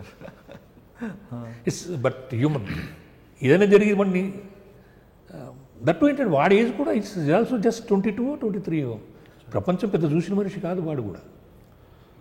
సార్ ఆ తర్వాత ఇంకేం కేసులు ఉన్నాయండి? తర్వాత మన ఎంఎస్ మక్తాలో there is murder of small child. MS Makhta మీకు తెలుసు, ది పాపులేషన్ కాన్స్టిట్యున్సీ ఎలా ఉంటుంది, ఎంత థిక్లీ పాపులేటెడ్. ఇది ఒక చిన్న పిల్లాడు పక్కపక్క ఇళ్ళు ఉంటే చిన్న పిల్ల పాప 1 year 1.5 year పాప కనపడితే ఆ ఇంట్లో 3-4 పోర్షన్లు ఉంటాయి, అందరూ వెతుకుతుంటారు, దొరకదు, రాత్రి కూడా దొరకదు. మిడ్ నైట్ నేను పాపం ఆయన ప్రతాప్ రెడ్డి గారు మా batchmate DI of Panjagutta we went there. చూసిన తర్వాత ఏమైందంటే యాక్చువల్లీ ప్రాక్టికల్ ఆ బీరువా కింద చిన్న నెర ఉంది, స్మాల్ ప్లేస్. పాపను చంపి ముక్కు తీసేసుకుని బంగారం తీసుకుని దాని కింద తోసేసాడండి. హారబుల్ అనమాట. గాస్లీ ఆఫ్ కోర్స్ లక్కీ ఇంటర్ నైట్ మాకు కేసు దొరికిపోవడం జరిగింది. We could break. Sir Pratyusha case కూడా మీరున్న టైంలో జరిగినట్టుంది? లేదండి, తర్వాత లేదు వెంకటేశ్వరరావు గారు ఉన్నప్పుడు. ముందే వెంకటేశ్వరరావు గారు ఆయన డీల్ చేశారు. పంచగుట్ట మీరు చెప్తున్న సెన్సేషనల్ కేసుతో పాటు రౌడీజం కూడా ఎక్కువ కనిపించేదండి మీకు శ్రీనగర్ కాలనీ టౌన్లో కానీ. అవును, వాటిని మీరు ఏ విధంగా అప్పట్లో కంట్రోల్ చేశారు? ఎందుకంటే వాళ్ళ మీద చెయ్యి పడితే పీజీఆర్ గారు వచ్చేవారు, మీకు గుర్తుంది లేదు? నెక్సెస్ ఇప్పుడు కూడా రౌడీజానికి పాలిటిక్స్కి నెక్సెస్ ఉండడం అనేది ఇది మనం చెప్పినా చెప్పకపోయినా రిపోర్ట్ చేయకపోయినా సత్యం అది. ఎందుకంటే ఎలక్షన్ చూస్తే ఉపయోగపడేవాళ్ళు వాళ్ళే. కాబట్టి ఒక పార్టీ అని కాదు, ఏ పార్టీ స్వచ్ఛంగా ఉందని చెప్పండి పాలిటిక్స్ ఎలా ఉంది, పాలిటిక్సే ఎలా ఉంది. మీ కెన్నే మినీ పార్టీ. సో ఎప్పుడైతే వచ్చేస్తారు. కాబట్టి కొంతమంది రిలేషన్ ఉంటుంది కాబట్టి వాళ్ళు ముందు వస్తారు. నాట్ ఓన్లీ ఆయన కాదు, మీరు చెప్పిన ఆయన కాదు, అందరూ వస్తారు. అది చాలా మన ప్రజాస్వామ్యంలో వెర్రితెరలు వేయడం అనేది ఇది further ramifications of this type of democracy. మనం ఏం చేయలేం. టీచర్ గారు ఎప్పుడైనా వచ్చారండి? వచ్చారండి. ఏ విధంగా అడిగేవారు? అంటే ఎలక్షన్స్లో పట్టుకులు అప్పుడు దేర్ వర్ ఎలక్షన్స్ ఇక్కడ మన లోకల్ బాడీ ఎలక్షన్స్ జరిగేటప్పుడు 2004 ఫైనల్ ఎలక్షన్స్ కన్నా ముందు జరిగినప్పుడు పీజీఆర్ గారితో ఇంటరాక్షన్ వచ్చేవాడు. చాలా హార్ష్గా లేదు నాతో ఎప్పుడు ఈ was never harsh to me. అది ఏమి నేను చెప్పలేను, బట్ ఈ was never harsh to me అని మాట్లాడలేదు. బట్ అడిగేవాడు, డిమాండ్ చేసేవాడు, ఏమండి ఇన్స్పెక్టర్ గారు అని చెప్పి అట్లనే మాట్లాడేవాడు. అంటే కొంచెం యాస మారుతుంది అనుకోండి. అంటే ఆఫీసర్ క్యారెక్టర్ బట్టి కూడా ఆయన మాట్లాడేవాళ్ళు అండి. ఎప్పుడైనా ఉంటుందండి అది. ముందు దురుసుగా వచ్చినా కూడా తర్వాత మారుతుంది. ఎందుకంటే దే ఆల్సో రియలైజ్ మనం ఎంతవరకు ఉన్నామో వాళ్ళకు కూడా తెలుస్తుంది కదా. అది మనకన్నా ముందు మన గుడ్ విల్ కానీ బ్యాడ్ నేమ్ కానీ ముందు వెళ్ళిపోతుందండి. అది దట్ ఇస్ దేర్. ఒక కేసులో దాని పర్టికులర్ ఆ టైంలో చెప్తాను, ఒక ఇద్దరు political parties I don't know name, మేము పట్టుకున్నాము arms in the sense lethal weapons some the cricket bat ఇటువంటి సంథింగ్ పట్టుకుని కేసు వేసాము, సీజ్ చేసిన తర్వాత అది ఎవరిదో తెలియదు. అంటే బికాస్ సిచ్యువేషన్ ఆఫీసర్లు చెప్పకుండా నేను మీడియాకి చెప్తాను, చెప్పలేను కదా. సో నేను ఆఫీసర్లకి చెప్పే పద్ధతులు ఇంకా చెప్పడంలో ఉన్నాను. Weapons they were seized and being brought to the police station. 3 party వాళ్ళు వచ్చున్నారు మాదా అని చెప్పి. సో తర్వాత వాళ్ళకి కన్ఫర్మ్ అయింది, కేసు పెట్టాము. That's a different issue. So అట్లా ఉంటుందండి. అంటే ఏంటి అర్థం దానికి? అందరూ వచ్చినట్టు అర్థం ఏంటి? అందరూ same thing they are following. Nobody's ఎవడు అక్కడ మంచివాడు ఎవడు, nobody's pure. Okay sir. Panchaguda తర్వాత అండి? పంచగూడ తర్వాత దెన్ అగైన్ సంతోష్ నగర్ అండి. అగైన్ గారు సంతోష్ నగర్ ఇన్స్పెక్టర్గా వెళ్ళాను. మళ్ళీ ఓల్డ్ సిటీకి వచ్చారు? ఓల్డ్ సిటీకి వచ్చేసాను. అగైన్ ఓల్డ్ సిటీ సంతోష్ నగర్లో. సార్ సంతోష్ నగర్ పనిచేస్తున్న టైంలో ఒక ఏటీఎం దగ్గర అటెంప్ట్ అవ్వడం, ఒక మర్డర్ జరిగిందండి. సంతోష్ నగర్ పోలీస్ స్టేషన్ అంటే హైవే మీదే జరిగింది. ఆ కేసులో దొరికిన లీడ్ ద్వారా ఇంకో మరో కేసు బ్రేక్ త్రూ వచ్చింది. మీకు గుర్తుందా? ఎస్, చెప్పండి ఆ కేసు. అంటే ఇన్ఫ్యాక్ట్ అది మర్డర్ జరిగింది, సీన్ ఆఫ్ ఆఫెన్స్ ఉన్నది కంచన్బాగ్ లిమిట్స్, కంచన్బాగ్ ఫర్దర్లీ. దాంతో అంటే we also participated, but I'm not the IO for that case. Next ఇంకేమైనా సంతోష్ నగర్లో మీరు చేసిన works? Same old city pattern ఉంటుందండి. కాబట్టి మనం చాలా కాషియస్గా ఉండాలి. అండ్ పర్టికులర్లీ ఫెస్టివల్ సీజన్లో it's very important. And availability to people as you told. అది దట్ సంతోష్ నగర్లో కూడా అంటే కమ్యూనల్ సిచ్యుయేషన్స్, వైలెంట్ సిచ్యుయేషన్స్ బాగా వచ్చాయండి. కొన్ని చోట్ల ఎలా ఉంటుందంటే మందిర్ మసీద్ ఇష్యూలు అంటే చిన్న చిన్న ఇష్యూలే ఉంటాయి అవి. బట్ ఒక సిచ్యుయేషన్ ఇటువంటి జరిగిన దాంట్లో road widening simple issue. Road వైడనింగ్లో అక్కడ ఏదో ఒక మతానికి చిహ్నం ఉందని చెప్పి వేరే మతం వాళ్ళు వచ్చి తీసేయాలని, ఇది తెలిసి ఆ రెండో మతం వాళ్ళు వచ్చి మొత్తం గ్యాంగ్ చేరిపోయిన తర్వాత tension again they want to stop the road widening. అది జరగదు అక్కడ. ఆ మత చిహ్నంగా అదేదైనా కట్టాలి అక్కడ, construction that should be taken. ఇటువంటి సిచ్యువేషన్ చాలా వచ్చాయి. రెండు గ్యాంగ్ అప్ అయిపోయారు. They started pelting stones. It's very అంటే డ్రీమ్ సిచ్యువేషనే. దట్టు ఏంటంటే అతర పోలీస్ స్టేషన్ ఆ టైంలో పక్క పోలీస్ స్టేషన్కి చెందినట్టు బోర్డర్ అది, పక్కన మేము అటెండ్ అయినా అటు కూడా అఫెండర్స్ వచ్చారు.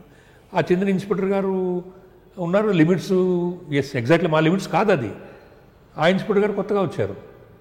సో ఆయనకి ఏం అర్థం కాలేదు. డోంట్ వరీ, నేను ఐఎమ్ సీయింగ్ అని చెప్పి. లక్కీగా అదృష్టంగానే మనకి తెలిసిన వాళ్ళు ఉండటము, రెండు వర్గాల్లో కూడా మనకు తెలిసిన వాళ్ళు ఉండటము, మనకి గుడ్డీలు ఉండడం బట్టి సీన్లో ఉండడం అనేది చాలా ఇంపార్టెంట్. ఉంటే అక్కడ పాసిఫై చేయడం జరిగిందని బ్యాంగ్ అయిపోయింది బాగా. అటు 100 మెంబర్స్ ఉన్నారు. The started pelting stones. ఇక మాకు దెబ్బలు తగలడం ఒకటే బాకీ ఉంది.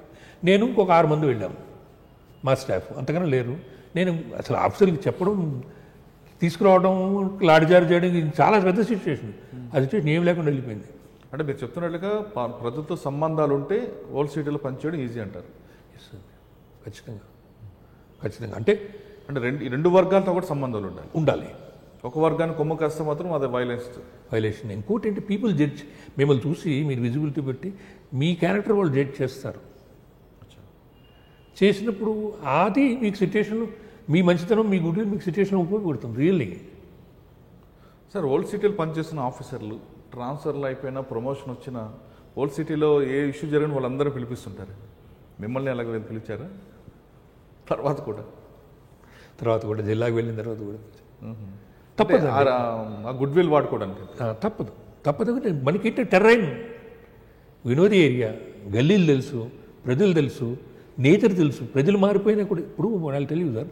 ఏరియా స్పెసిఫిక్ అఫెన్సెస్ ఉంటాయి, area specific controls, law and order situations ఉంటాయి. ఆ సిచ్యుయేషన్ ఏరియా బట్టి వస్తాయి. అటువంటిప్పుడు ఆ ఏరియా తెలిసిన వాళ్ళు చాలా ఇంపార్టెంట్. ఒక గల్లీలో ఎక్కువ మూమెంట్ ఉంటుందండి, అక్కడికి వెళ్ళి మనకి ఏరియా చేస్తుంటారు కదా. ఆల్రెడీ పనిచేస్తున్నాం కాబట్టి తెలుస్తుంది, మనుషులు తెలుస్తారు. ఎక్కడ ఏముంది పికెట్స్ వేస్తాం, ఎక్కడ సెన్సిటివ్ ప్లేసెస్ అనేది కొత్త వాళ్ళకి తెలియదు. అవును, మనకి తెలుసు. We can say relate. అక్కడ పోతే అక్కడ రిలేట్ చేసి ఫలానా టైంలో అక్కడ అఫెన్స్ జరిగింది, ఇక్కడ అఫెన్స్ జరిగింది, even we can relate. So దానివల్ల ఖచ్చితంగా లోకల్ పోలీస్ చాలా హెల్ప్ఫుల్గా ఉంటుంది. కాబట్టి that is a very good step. And that I think ఇప్పుడు కూడా అదే ప్రాక్టీస్ ఫాలో అవుతూ ఉంటారు. ఆ ఫార్మాట్లో వెళ్తున్నారు. వెళ్ళాల్సిందే. సార్, సంతోష్ నగర్ తర్వాత ఎక్కడికి వచ్చారు? సంతోష్ నగర్ తర్వాత then I went to Kosovo అండి. సంతోష్ నగర్ ఎస్బీకి వెళ్ళాను, స్పెషల్ బ్రాంచ్కి వెళ్ళాను. ఆ work there for 1 year. Special branch నుంచి కొసావోకి వెళ్ళాను. కొసావోలో ఎంతకాలం ఉన్నారు? Kosovo stint of 1 year.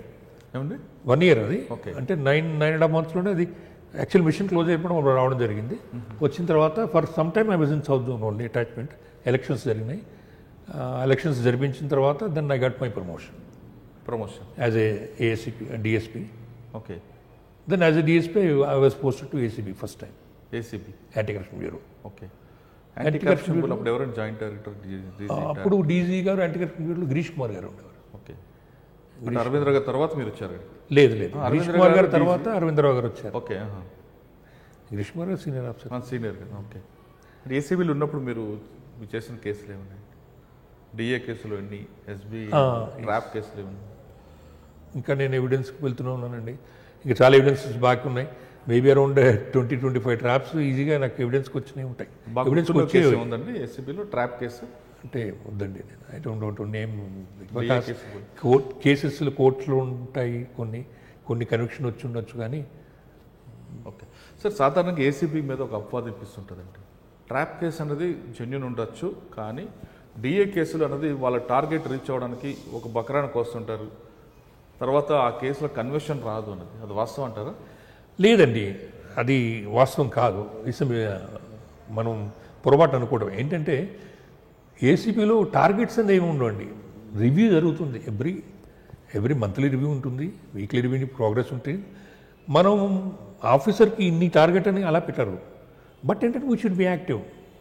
ఎవరైనా సరే మీరు పనిచేస్తున్నారని ఎలా తెలుస్తుంది? ఎవరైనా పనిచేస్తున్నట్టు ఎలా తెలుస్తుంది?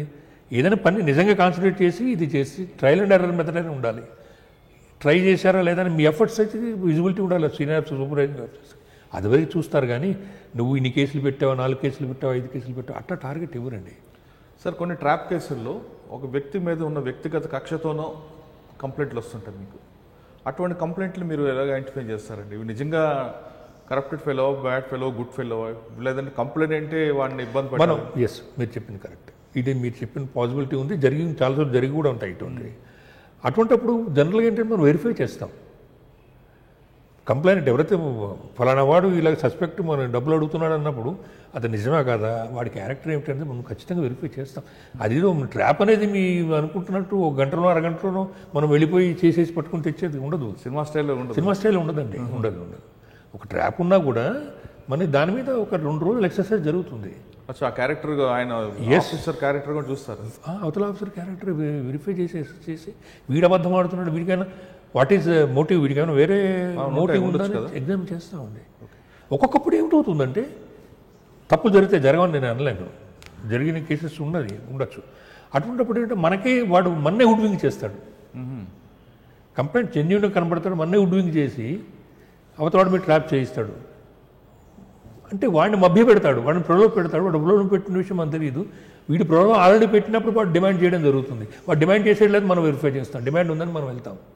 బట్ ఫస్ట్ నుంచి మోరల్గా వాడిని కరప్ట్ చేసే పద్ధతి వీడు చేస్తాడు. అవును. ఇప్పుడు ఇది ప్రజెంట్ 2018 అమెండ్మెంట్ యాక్ట్ తర్వాత ఇప్పుడు వీళ్ళని కూడా ఎగ్జామ్షన్స్ ఇచ్చారు. ఎగ్జామ్షన్స్ కాకపోతే వీళ్ళు కూడా అఫెండర్ చేయమని చెప్పి పీసీ యాక్ట్లో వీళ్ళు కూడా ఇన్వాల్వ్ చేస్తే ఎగ్జామ్షన్స్ కాకపోతే వీళ్ళని అరెస్ట్ చేయమని చెప్పి ఇచ్చారు. ఖచ్చితంగా ఇద్దరు కూడా బ్రైబ్ ఇవ్వడం నేరమే. అవును. ఇటువంటి ఇదేదైతే ఉందో ఇట్స్ ఆల్సో అఫెన్స్. చేయమని దాని ప్రకారం చేస్తున్నారు. బట్ ఏంటంటే వెరిఫై చేస్తామండి. వెరిఫై చేయకుండా సార్ ఆ విధంగా ఇప్పుడు ఎవరో ఒక మీ దగ్గరకు వచ్చాడు, సార్ పలానా ఆఫీసర్ ట్రాప్ డబ్బులు అడుగుతున్నట్టు డిమాండ్ చేశాడని చెప్తాడు. మీరు ఎంక్వైరీ చేస్తారు, ఈలోగా అంతా జరిగిపోద్ది. జరిగిన తర్వాత ఆఫీసర్ మంచివాడని తెలిసినప్పుడు మీరు ఏం బాధపడుతుంటారు? డెఫినెట్గా అండి. బట్ వెరీ రేర్ కేసెస్ అటువంటి ఏమైనా గుర్తున్నాయా? మీరు ఐ టెల్ యూ, అంటే చెప్తున్నాను కదా, officers very kind officer. That ఏసీబీలో చాలా స్థితప్రజ్ఞులైన ఆఫీసర్లే ఉండాలి కూడా. స్పాట్ డెసిషన్స్ తీసుకోవచ్చు. పరిగెత్తి ACB anti corruption bureau work ఎప్పుడు కూడా పరిగెత్తకూడదండి, నడుస్తూనే ఉంటుంది. పరిగెడితే అది మామూలు టాస్క్ ఫోర్స్ వాళ్ళు ఏదో ప్యాకెట్ మీద రేడ్ చేసినట్టు ఉంటుంది. అలా ఉండదండి ఏసీబీ వర్క్. సో ఏంటంటే there are certain cases, I think I have done 2 or 3 cases. సీన్కి వెళ్ళిన తర్వాత ట్రాప్ కేసులో చెప్తున్నాను పర్టికులర్. సీన్కి వెళ్ళిన తర్వాత మాకు ఇది రాంగ్ అనిపించింది. We found the complaint as wrong person. వాడికి దురుద్దేశం ఆపాదించి దురుద్దేశంతో చేస్తున్నాడని చెప్పి తెలియడంతో అక్కడి నుంచి ఆఫీసర్లు చెప్పి, sir there is no case, you're coming back. వచ్చేసిన కేసులు ఉన్నాయి. ఎస్. ఇప్పుడు ఆఫీసర్ ఏమంటారండి? వెల్కమ్ చేస్తారండి. నథింగ్ బికాస్ మన చేతిలో లేదండి. మనం ఎప్పుడైనా కూడా వీ షుడ్ బి మనకు ఆన్సరబుల్ టు అవర్ కాన్షియన్స్. తప్పు చేయకూడదు. దట్టు ఏసీబీ కేసులో. ఎందుకంటే ఒక ఏసీబీ కేసు తప్పు కేసు అయితే ఆ విక్టిమ్కి వాడికి లైఫ్ టార్నిష్ అయిపోతుందండి. వాడికి సోషల్గా ఎంత వాడిని బాయ్కాట్ చేస్తారంటే ఏసీబీ కేసు మన సమాజంలో యాంటీ కరప్షన్ కేసు, మన సమాజం కాదు ప్రపంచం అంతా అలాగే ఉంటుంది చాలా వరకు. వాడిని ఆశ్చర్య చేస్తారు. వాళ్ళ కులం వాళ్ళు రానివ్వరు, చుట్టుపక్కల వాళ్ళు వాడిని చూస్తారు. పిల్లలు పెళ్లి కావాలంటే వాళ్ళకి కాలేజీల్లో పిల్లలకి ఎంత ఇగ్నామనీ అంటే ఎంత అవమానమైన సిచ్యుయేషన్ ఉంటుంది, అంత సిచ్యుయేషన్ ఉంటుంది. అది ఏంటంటే సస్పెన్షన్ చట్ట ప్రకారం suspension is no of an punishment అండి. చట్ట ప్రకారం అదే ఉంటుంది. చదివితే సస్పెండ్ చేయడం పనిష్మెంట్ కాదు, part of the proceeding, discipline proceedings అంతే. మళ్ళీ చేస్తుంటాం. కానీ ఒకసారి సస్పెండ్ అయ్యాక మీ పేరు ప్రపంచం, మీ చుట్టుపక్కల ఎంత, మీ బంధుగణంలో ఎంత దరిద్రమైన పేరు ఉంటుంది. మీకున్న పేరు ఎంత డిమైనింగ్, ఎంత అవమానంగా గురవుతారో మీకు తెలుసు. అది మీరు చేసే పనిష్మెంట్ కన్నా సోషల్ పనిష్మెంట్ ఎక్కువ, చాలా ఎక్కువ అనిపించేస్తారు వాళ్ళు. చిన్నపిల్లలు స్కూల్కి కూడా వెళ్ళిన పరిస్థితులు ఉన్నాయని చూసాను. ఎన్ని పిల్లలు స్కూల్కి వెళ్తే మీ నాన్న సస్పెండ్ అయ్యాడు, మీ నాన్న లంచం పట్టాడు, మీ నాన్న జైలుకి వెళ్ళాడు. ఇది సినిమాలో, అమితాబ్ బచ్చన్ సినిమాలో, కూలీ సినిమాలో, ఇంకెక్కడో సినిమాలో మనం చూడటం కాదండి. Practical it is in society. So ఎప్పుడు కూడా యాంటీ కరప్షన్ బ్యూరో కేసెస్ వేసేప్పుడు చాలా జనరస్గా, డెలిజెంట్గా మనం చూసుకుని వేయాలి తప్ప అలా చేయరు కూడా. ఎక్కడైనా తప్పులు జరగచ్చు. కానీ సాధారణంగా సార్ డిఏ కేసుల్లో మీ వాళ్ళు లోపలికి వెళ్తే సెర్చ్ చేస్తారు. సెర్చ్ చేసి వచ్చిన తర్వాత తిరిగి నీట్గా పెట్టరు ఎందుకంటే అదంతా ఏదో హెచ్బి ఎఫ్ఐఆర్ లాగానే చేసి పక్కపడి వచ్చేస్తారు. ఇట్స్ కరెక్ట్ పాయింట్ అండి, వ్యాలిడ్ పాయింట్. ఇప్పుడు ఆయన ఒక ఆఫీసర్ సార్, కరప్షన్ అవ్వచ్చు, ఏదవచ్చు, వాళ్ళకి ఒక సొసైటల్ రెస్పాన్సిబిలిటీ ఉంటుంది కదా. వీళ్ళు ఒక ఆఫీసర్ వెళ్ళి అక్కడే తిని అక్కడే పడి అది తప్పు చేసి వస్తుంటారు. ఐగ్రీ తప్పది, అది తప్పు. దాంట్లో ఏంటంటే మనం ఆ స్టేజ్కి మన ట్రైనింగ్ కానీ మన సంస్కారం కానీ ఇంకా చేరలేదనుకుంటాను నేను. మీరు చెప్పిన పాయింట్ ఈ రోజు కూడా చాలా చోట్ల ఉంది. అవును, చాలా చోట్ల ఉంది. చాలా తప్పది. అవతల వాడి కేసు, పర్టికులర్లీ అసెట్ కేసెస్లో అండి, కన్విక్షన్ వచ్చే వరకు కూడా వాడు అఫెండర్ కాదో తెలియదు. మనం ఓన్లీ సస్పెక్ట్ చేసి ఇది చేసుకుని వీడికి డిస్ప్రపోర్షనేట్ అసెట్స్ ఉన్నాయి, ఇప్పుడు లంచం బట్టి డబ్బులు సంపాదించని చెప్పి మీరు అసెట్స్ పెట్టి వెళ్తారు. వెళ్ళిన తర్వాత చాలా ఫ్యాక్ట్స్ డిస్క్లోజ్ అవుతాయి. మనం అనుకున్న దానికన్నా ఇంకా ఎక్కువ వాడు సంపాదించి ఉండొచ్చు, తక్కువ అసలు కూడా అంతా జెన్యూన్ కూడా అయ్యుండొచ్చు. సో మనం యూ కాంట్ జస్ట్ వన్ డేలో మీరు ఒక పంచనామా రాసేసి యూ కాంట్ కంప్లీట్ నేరస్తులాగా ట్రీట్ చేయడం తప్పదు. అది సాటి ఉద్యోగస్తుడు ఆయన. రేపు మనం అదే పొజిషన్లో ఉంటాం. ఇళ్ళంతా చిందరవందర చేయడం, అక్కడే బోట్లతో లోపలికి వెళ్ళడం, కొన్ని పవిత్రత ఉంటుంది, టెంపుల్ గుడి ఉంటుంది, లేదంటే వాళ్ళు దేవుడి దగ్గర ఉంటారు, అక్కడ కూడా చెప్పులతో వెళ్తుంటారు. అవును, తప్పండి. అయ్యి వెళ్ళి ఓకే రాంగ్ సార్. చాలామంది ఏమంటారంటే ఏసీబీలో లంచం తీసుకోవడం నేరం, ఆ కేసులు చేయడం పట్టుకోవడం కూడా కరెక్టే.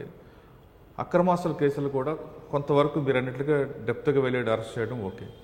కానీ వ్యవస్థ మీద ఒక వ్యక్తిని టార్గెట్ చేయకుండా ఒక వ్యవస్థ మీద టార్గెట్ చేసుకువెళ్తే దానివల్ల ఒక భయం క్రియేట్ అవుతుందని ఉందండి. అంటే ఎగ్జాంపుల్, ఒక వ్యక్తి లంచం తీసుకున్నాడు, అరెస్ట్ చేశారు, తప్పు కాదు. ఒక వ్యక్తి ఆదాయం ఇచ్చే ఆస్తులు సంపాదించుకున్నాడు, కేసు పెట్టారు, అది కోర్టు డెసిషన్ చేస్తారు. ఈ రెండింటి వల్ల కాకుండా ఒక పర్టికులర్గా ఒక డిపార్ట్మెంట్స్ ఉన్నాయి. ఆ డిపార్ట్మెంట్లో కరప్షన్ అనేది అందరికీ తెలిసిన విషయమే, టాప్ 10 డిపార్ట్మెంట్లో. ఆ డిపార్ట్మెంట్ మీద రెగ్యులర్గా సర్ప్రైజ్ చెకప్ కానీ ఇటువంటి చేసుకువెళ్తే ఒక ప్యానిక్ క్రియేట్ అవుతుంది, దానివల్ల లంచం తీసుకునే అవకాశం తగ్గుతుంది అనేది కొంతమంది వాదన అండి. సర్ప్రైజ్ చెక్స్ అనేది మీరు చెప్పినట్టు ఏసీబీ వాడుతుందండి. సర్ప్రైజ్ చెక్స్ చేసిన కొద్దీ వాళ్ళు జాగ్రత్తగా ఉండి లంచగొండతనం తగ్గుతుంది కూడా. It surprise checks is a very good weapon. మనకి వేరే స్పెసిఫిక్ ఇన్ఫర్మేషన్ లేనప్పుడు, ఓన్లీ జరుగుతోంది అని మాత్రమే తెలిసినప్పుడు, కన్ఫర్మ్ అయినప్పుడు సర్ప్రైజ్ చెక్ చేయొచ్చండి. It's a good weapon. But ఏంటంటే more than that, transparency in each and every transaction of a government, you are related to when you are dealing with the public people, official దాంట్లో transparency ఎప్పుడైతే బాగా వస్తుందో, కింద లెవెల్లో description ఎప్పుడైతే cut అయిపోతుందో, అప్పుడు ఆటోమేటిక్గా కరప్షన్ కూడా తగ్గిపోతుందండి. అంటే మీరు ఆన్లైన్ ఇప్పుడు వచ్చాయి కొత్త పోర్టల్స్, మనకి ఇప్పుడు గవర్నమెంట్ ఇంప్లిమెంట్ చేస్తోంది, అన్ని ఆన్లైన్ చాలా వరకు దొరికే టైంలో కరప్షన్ ఉండే అవకాశం చాలా తక్కువ. ఓకే సార్, ఏసీబీ తర్వాత ఎక్కడికి వచ్చారు? ఏసీబీ తర్వాత again Santosh Nagar anti corruption bureau నుంచి ఏసీపీ సంతోష్ నగర్ రావడం జరిగిందండి. అంటే నాకు తెలియదు, నేను అక్కడికి వస్తాను కూడా నాకు తెలియదు. But officers under whom I worked previously, వాళ్ళు they have taken decision and posted me. అంటే అప్పుడు సంతోష్ నగర్కి మీరు వచ్చిన సంతోష్ నగర్కి డిఫరెన్స్ ఏమొచ్చింది? అంటే మీరు ఇన్స్పెక్టర్గా వచ్చినప్పుడు సంతోష్ నగర్కి, ఏసీబీ కొంచెం సంతోష్ నగర్ దేంట్లో కూడా ఏం డిఫరెన్స్ లేదండి. ఓన్లీ నా బాధ్యత మరింత పెరిగింది, దాంట్లోనే డిఫరెన్స్, కొంచెం స్ట్రెస్ స్ట్రెయిన్ పెరిగాయి. బికాస్ నేను ఒక పోలీస్ స్టేషన్ చూసుకునేవాడిని, ఇప్పుడు వచ్చిన తర్వాత 4 పోలీస్ స్టేషన్లు చూసుకున్నాను. సంతోష్ నగర్, కంచన్బాగ్, కంచన్బాగ్, భవానీ నగర్, మదన్పేట్, 4 బాగా. ఎస్. సో టెన్షన్ ఎట్లా పబ్లిక్ యాటిట్యూడ్ మారిందండి అప్పుడు? ఏం మారలేదు. మీరు ఇన్స్పెక్టర్ ఉన్నప్పుడు అలాగే ఉంది, ఏసీపీ కూర్చుని అలాగే ఉంది. ఇప్పుడు యాటిట్యూడ్ ఏం మారలేదండి. బట్ ఏంటంటే నాకు టెర్రైన్ తెలుసు, geographically I'm familiar and most of the పీపుల్తో కూడా నేను ఫెమిలియారిటీ ఉండబట్టి నేను సక్సెస్ఫుల్గా చేయగలిగాను. బట్ అగైన్ టేక్ ఓల్డ్ సిటీలో పనిచేయడం అంటే అక్కడున్న ఒక సామాజిక వర్గానికి తల ఉంచితేనే పని చేయగలం, లేదంటే పని చేయలేం అనేది ఒక వాస్తవం అంటారా? కాదండి. ఎందుకంటే చెప్తాను. మొదట మనం సర్వెంట్స్ అండి. We're public servants, government servants. మనం ఏదైనా పని చేసింది ప్రజల కోసం చేస్తున్నాం. చేస్తున్నప్పుడు అవతల వాడికి మర్యాద ఇవ్వటము, మర్యాద పుచ్చుకోవటం. మర్యాద ఇవ్వడం తప్పులేదు, వచ్చినవాడిని కూర్చోపెట్టడం ఫస్ట్. సో ఎప్పుడైతే మీరు మర్యాద ప్రవర్తిస్తారో పబ్లిక్ కూడా మీతో అలాగే ఉంటారండి. మీరు రూడ్గా ఉంటే వాళ్ళు కూడా మీ మీద ఏం చేయలేకపోవచ్చు, మిమ్మల్ని మనసులో అదే పెట్టుకుంటారు. సో అదొక్కటే మీకు డిఫరెన్స్ ఉంటుంది. ఓల్డ్ సిటీలో కూడా చట్ట ప్రకారం చేస్తామండి. ఒక మర్డర్ చేస్తే అరెస్ట్ చేయడం మానేస్తారు. It's not possible. హెల్మెట్ కేసులు పెడతారు. పెట్టినప్పుడు రెసిస్టెన్స్ వస్తుందో ఒక ఎమ్మెల్యే గారు తీసుకొచ్చి ఎందుకు హెల్మెట్ కేసులు పెట్టారని అడుగుతారంటే అటువంటి గతంలో జరగలేదు కాదు. వాళ్ళు సమాజం చెప్తారు, వదిలేస్తారు. ఇప్పుడు ఏ పొలిటీషియన్ అయినా అవతలవాడు అజ్ఞానం బట్టే రూల్ చేస్తాడండి. మీ తెలివి, మీ నాలెడ్జ్ మీకున్నప్పుడు మీరు వెళ్ళిపోతారు. మీరు ఓ పొలిటీషియన్ ఇప్పుడు అవసరం లేదు మీకు. వాళ్ళ అమాయకత్వం మీద వీళ్ళు భాషలు చేస్తారు, అటువంటిది జరుగుతుంటుంది. But at the same time ఏ వర్గమైనా సరే మనని రూల్ ఆఫ్ లా ఎప్పుడు తప్పదండి. సార్, మీరు అక్కడ పనిచేస్తున్న ఏసీపీ సంతోష్ నగర్ ఉన్నప్పుడు ఓవైసీ బ్రదర్స్ నుంచి ఏమైనా బ్రదర్స్ వచ్చారా మీకు? ఐఎమ్ బ్లెస్డ్ అండి, చాలా అదృష్టవంతులు. ఎందుకంటే ఓవైసీ బ్రదర్స్ అంటే అక్బర్ గారు కానీ లేకపోతే అసద్ గారు కానీ మాట్లాడేవారు ఫోన్లో. వాళ్ళు ఎప్పుడు రావడం కదా, ఫోన్లో మాట్లాడారు. అవసరం బట్టి ఇది చెప్పారు, ఏ క్యా హోరా ఇది అని అడిగేవాడు, ఆయన చెప్పేవాడు. ఎందుకంటే మనం ఎప్పుడు రాంగ్ సైడ్ లేవు కాబట్టి they could satisfy themselves with the plausible answer, వెళ్ళిపోయేవాళ్ళు. మనం హై హ్యాండెడ్నెస్ చేసి చెప్పిన తర్వాత వాళ్ళు వినేవారండి. ఎస్, అంటే మనం చెప్పే విధానం బట్టి, మనకున్న క్యారెక్టర్ బట్టి వాళ్ళు అర్థం చేసుకుంటారు. మనం ఏమైనా వన్ సైడ్ వెళ్తే వాళ్ళు కూడా అప్పుడు రివర్స్ అవుతారు. ఖచ్చితంగానండి, ఖచ్చితంగా. మనం పార్షియల్గా ఉంటే, మనం ఇంపార్షియల్గా లేము, పార్షియల్గా ఉన్నామంటే ఖచ్చితంగా అది మనకి వస్తుందండి. మనం ఒక వర్గానికి సపోర్ట్ చేస్తున్నామంటే వాళ్ళు ఇప్పుడు ఆటోమేటిక్గా చేస్తారు. There are several instances. అంటే అల్టిమేట్గా మన క్యారెక్టరే ఇక్కడ చెప్తుంటుంది. మన ఓవైసీ బ్రదర్స్ అవ్వచ్చు, ఇంకో బ్రదర్స్ ఎవరైనా కావచ్చు అండి, ఎవరైనా కావచ్చు. మనం కరెక్ట్గా జెన్యున్గా ఉన్నామంటే వాళ్ళు ఇంకే మాట్లాడారు. ఎస్. ఇప్పుడు భాగ్యలక్ష్మి ఇష్యూలో కూడా ఓల్డ్ సిటీ అంత టర్మాయిల్. భాగ్యలక్ష్మి ఇష్యూ మీకు తెలుసు. అవును, ఆ టైంలో భాగ్యలక్ష్మి టెంపుల్ దగ్గర హైకోర్టు దాని గురించి బందోబస్తు చేయడం, మొత్తం ఓల్డ్ సిటీ అంతా చేయడం, అక్బర్ గారు కానీ వీళ్ళు కానీ ప్రొటెస్ట్ చేయడం కానీ చాలా జరిగినప్పుడు టోటల్ ఓల్డ్ సిటీ అంతా పోలీసుకు వ్యతిరేకం అయిపోయింది కదా టోటల్గా. ఇట్స్ ఫర్ అబౌట్ 6 months అంతవరకు వ్యతిరేకం అయ్యారు, కరెక్టే. బట్ అక్కడ రూల్ ఆఫ్ లా అక్కడ బ్రేక్. పోలీస్ హై హ్యాండెడ్గా పోలీస్ ఏం చేయాలో చేశారు. పోలీస్ సెల్ లాఠీచార్జ్ చేసింది, పోలీస్ టీయర్ గ్యాస్ వదిలింది, కంట్రోల్ చేసాం మాబ్ని. పోలీస్ చేయలేదని లేదని చేసి ఖచ్చితంగా చేస్తాం. బట్ పబ్లిక్కి వీళ్ళు ఎవరైతే మనం మర్యాదగా ఉంటామో దాంతో వీళ్ళు పోలీసు వాళ్ళకి తాబేదారి, పోలీసు వాళ్ళు ఒక వర్గానికి కుమ్మగాస్తారు, వాళ్ళతో మాట్లాడతారని చెప్పి the other group gives allegation. అంతే, ఇట్స్ ఎ కలర్. కానీ అక్కడ ఇంకొక ప్రెజర్ కనిపిస్తుంటుందండి ఓల్డ్ సిటీలో. మీరు మీరు మీ సామాజిక వర్గం అంతా మీరు మాట్లాడారనుకుంటా, అవతల వాళ్ళు మీకు ఆ ముద్ర వేస్తారు. అవును, సరే, మీరు వాళ్ళతో ఎందుకు అని ఆపోజిట్ సామాజిక వర్గంతో కొంచెం క్లోజ్గా ఉన్నారనుకోండి, ఈయన ఈ సామాజిక వర్గమైనా ఆ సామాజిక వర్గం దగ్గరికి వెళ్ళి కొమ్ము కాస్తున్నాడు అనుకుంటారు. అంటే మీరు నిజంగా న్యూట్రల్గా ఉన్న ఈ 2 వర్గాల నుంచి ఇటువంటి ప్రెజర్స్ కనిపిస్తుంటాయి. అటువంటివి మీకు ఎదురయ్యా? ప్రెషర్స్ అనేది 2 వర్గాల నుంచి రావడం ఒకే ఇష్యూ మీద జరిగింది, చాలా జరిగింది. అది జరుగుతుంది, ప్రతి పోలీసు జరుగుతుంది. పోలీసులో అయితే ఇంకా జరుగుతుంది. కానీ నా మీద ఎలిగేషన్లు పెట్టడం అది లేదు. మీ మీద ఎలిగేషన్ అని అనట్లేదు, నా మీదనే కాదు, ఆ విధంగా తీసుకొస్తారు. మీరు ఒక వర్గానికి, ఎస్, మీరు మీకున్న వర్గంతో కాకుండా అవతల వర్గంతో కూడా మీరు మాట్లాడుతుంటారు. తప్పు కాదు అది, ఎందుకంటే పోలీస్ అనేది 2 న్యూట్రల్గా ఉండాలి. కానీ మీ వర్గం అని ఏమనుకుంటారంటే ఆ వర్గానికి భయపడి మా వాడు వెళ్ళాడని అంటారు. నెక్స్ట్ ఆ వర్గం వాళ్ళు ఏమనుకుంటారంటే మీ వర్గం కూడా ఈయన ఆ కమ్యూనిటీ కాబట్టి వాళ్ళ వైపే ఎక్కువ ఉన్నాడని వాళ్ళు అంటారు. కానీ మనస్సాక్షిగా మీకు తెలిసి ఏం చేస్తున్నారు? మీరు చెప్పింది కరెక్టే అనుకుంటారు, బట్ నేను చెప్తాను, I'm the love example and there are several instances. రెండు వర్గాలు ఒకే పాయింట్ మీద వచ్చి ఫైట్ చేసినప్పుడు మనం ట్రాన్స్పరెంట్గా ఉండి దీన్ని ఇలాగే చేస్తాం, ఇది కరెక్టు, చట్ట ప్రకారం ఇది న్యాయం అని చెప్పి వాళ్ళని సంజాయించి పంపించవచ్చని పంపించాం కూడా. చాలాసార్లు జరిగింది. బికాజ్ పర్టికులర్లీ మీకు ఏమిటవుతుందంటే ఓల్డ్ సిటీలో ఈ టెంపుల్, మందిర్ మధ్య ప్రతి చోట ఉంటాయి. ఎవడనేదో చేస్తాడు, చేసినప్పుడు రెండు వర్గాలు గ్యాదర్ అయిపోతాయి. వితిన్ 5 minutes వచ్చేస్తారు, 5 నిమిషాలు కూడా పట్టదు. వచ్చినప్పుడు టెన్షన్ వస్తుంది, సీనియర్ వాళ్ళ లీడర్స్ కూడా వస్తారు. వచ్చినప్పుడు మనం ఏం చేస్తున్నామో అందరికీ తెలిస్తే ఖచ్చితంగా వాళ్ళు వెళ్ళిపోతారండి. అంటే అటువంటి సమస్య వచ్చినప్పుడు మనం న్యూట్రల్గా ఉంటే ఇద్దరు అర్థం చేసుకుంటారనేది మీ ఎక్స్పీరియన్స్ చెప్తుంది. ఎస్, నా ఎక్స్పీరియన్స్. మనం వర్గానికి కొమ్ము కాస్తే ఖచ్చితంగా అది చేస్తారండి. ఇప్పుడు నేను మీకు ఇందాక ఒకటి చెప్పాను, ఒక వర్గం ఒక ప్రార్థనా స్థలమో లేదంటే గుర్తు దాని మీద అది రోడ్ వైడనింగ్లో వచ్చింది. రోడ్ వైడనింగ్ కాకుండా కూడా అదర్ ఇష్యూస్లు కూడా, చిన్న యాక్సిడెంట్స్ కూడా జరిగినా వస్తుంటాయండి. ప్రతిరోజు మీరు యూ హ్యావ్ టు ఫేస్ అండి. అవును, అది ఇక డౌట్ లేదు. ఎంత మమేకం అయిపోతూ ఉంటే ఓల్డ్ సిటీలో బట్టలు ఈ పండగ సీజన్లో అసలు ఇల్లు మర్చిపోతాము, దీంతోనే ఉంటాం మనం. అవును, 24 hours రియల్లీ. అంటే ఇట్స్ రాదర్ కర్స్ అనుకోండి, it's devotion to duty అనుకోవచ్చండి.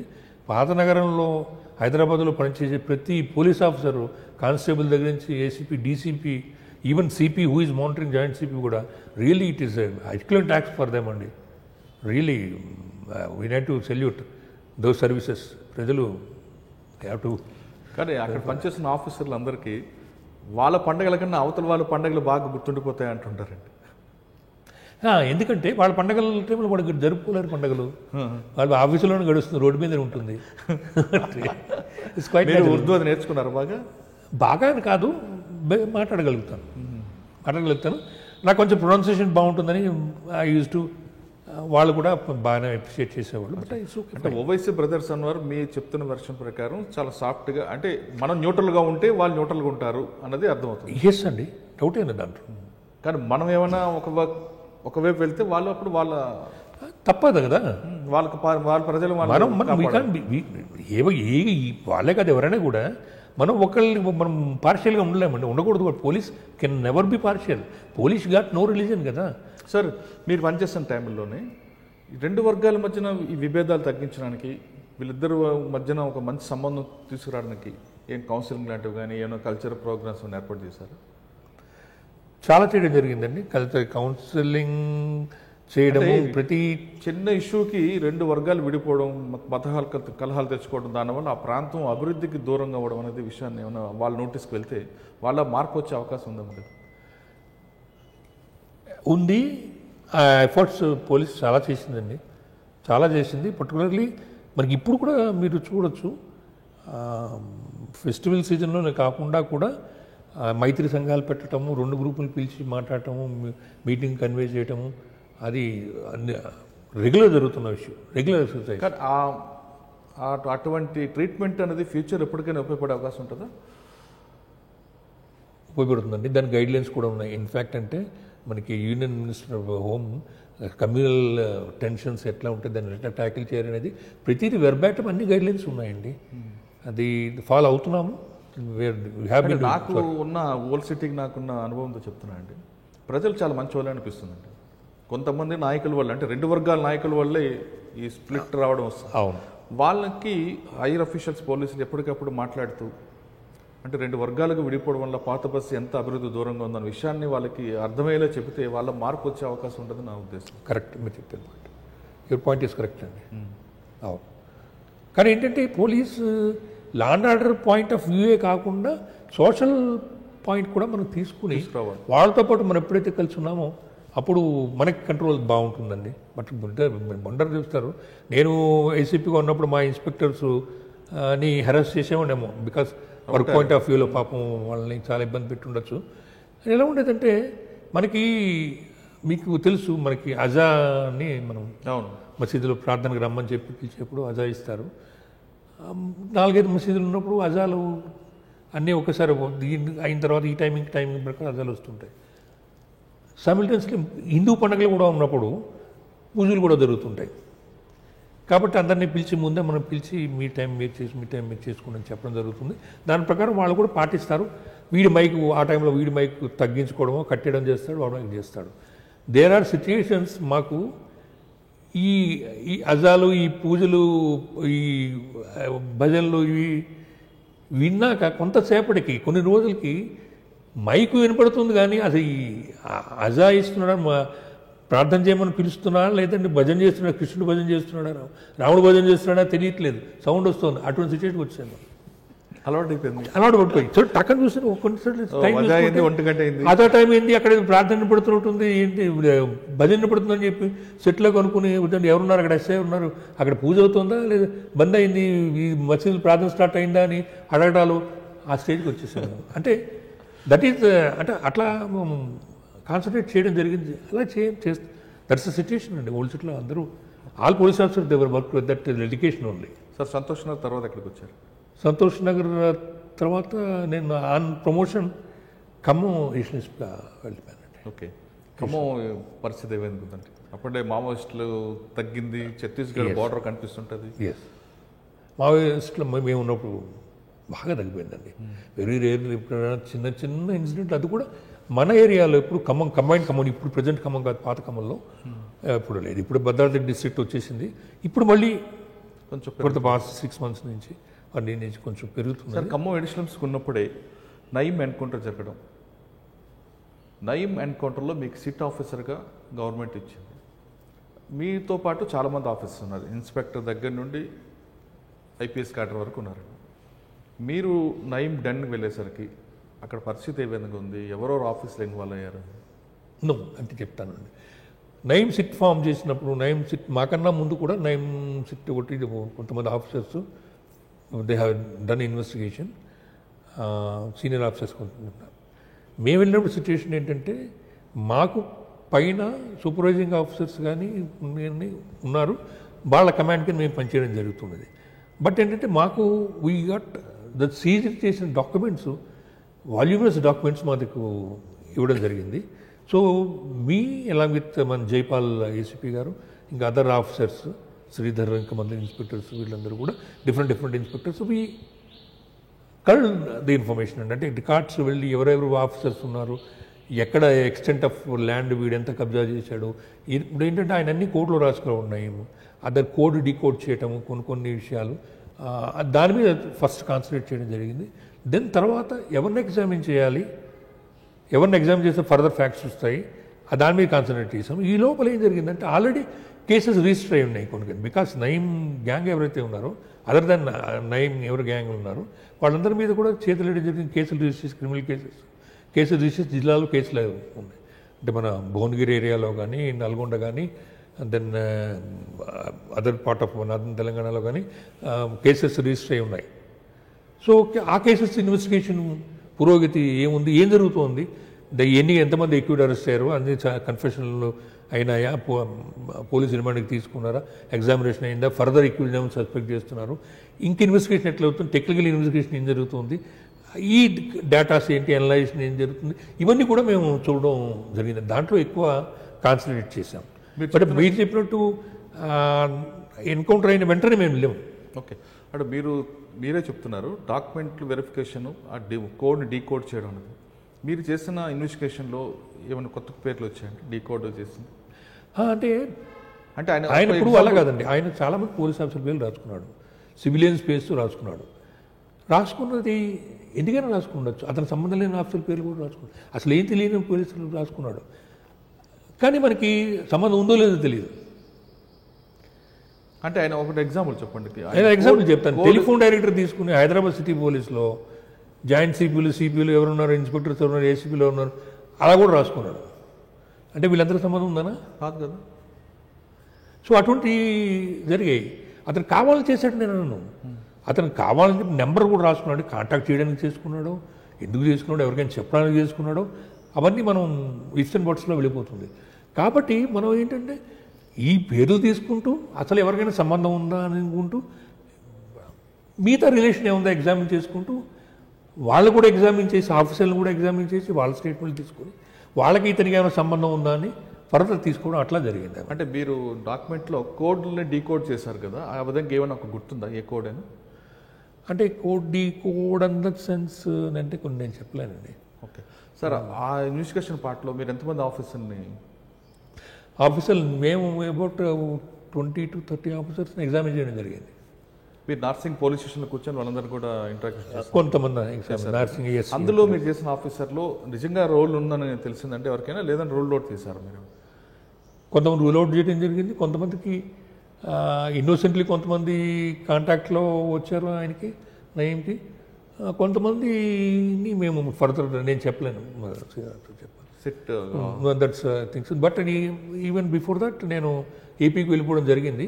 But ఆ సిచ్యుయేషన్లో హ్యాండ్ అవుట్ చేసి నేను ఫర్దర్గా వెళ్ళిపోయాను. కానీ ఆ కేసు మీరు కొంతవరకు మీ ఇన్వెస్టిగేషన్ పార్ట్ మీ కంట్రిబ్యూషన్ ఉంది కాబట్టి రియల్గా పోలీసులకు సంబంధం ఉందంటారు అందులో? పోలీస్కి సంబంధం నయంతో టచ్ అయితే ఉందండి, ఖచ్చితంగా ఉంది, లేకపోతే అంటే వాళ్ళ వెర్షన్లో అప్పుడు సిచ్యువేషన్ డిమాండ్ ప్రకారం వాడితో మాట్లాడమంటారు, అటువంటి వాళ్ళని కూడా మమ్మల్ని ఇన్వాల్వ్ చేశారు, మా మీద కేసులు పెట్టారు.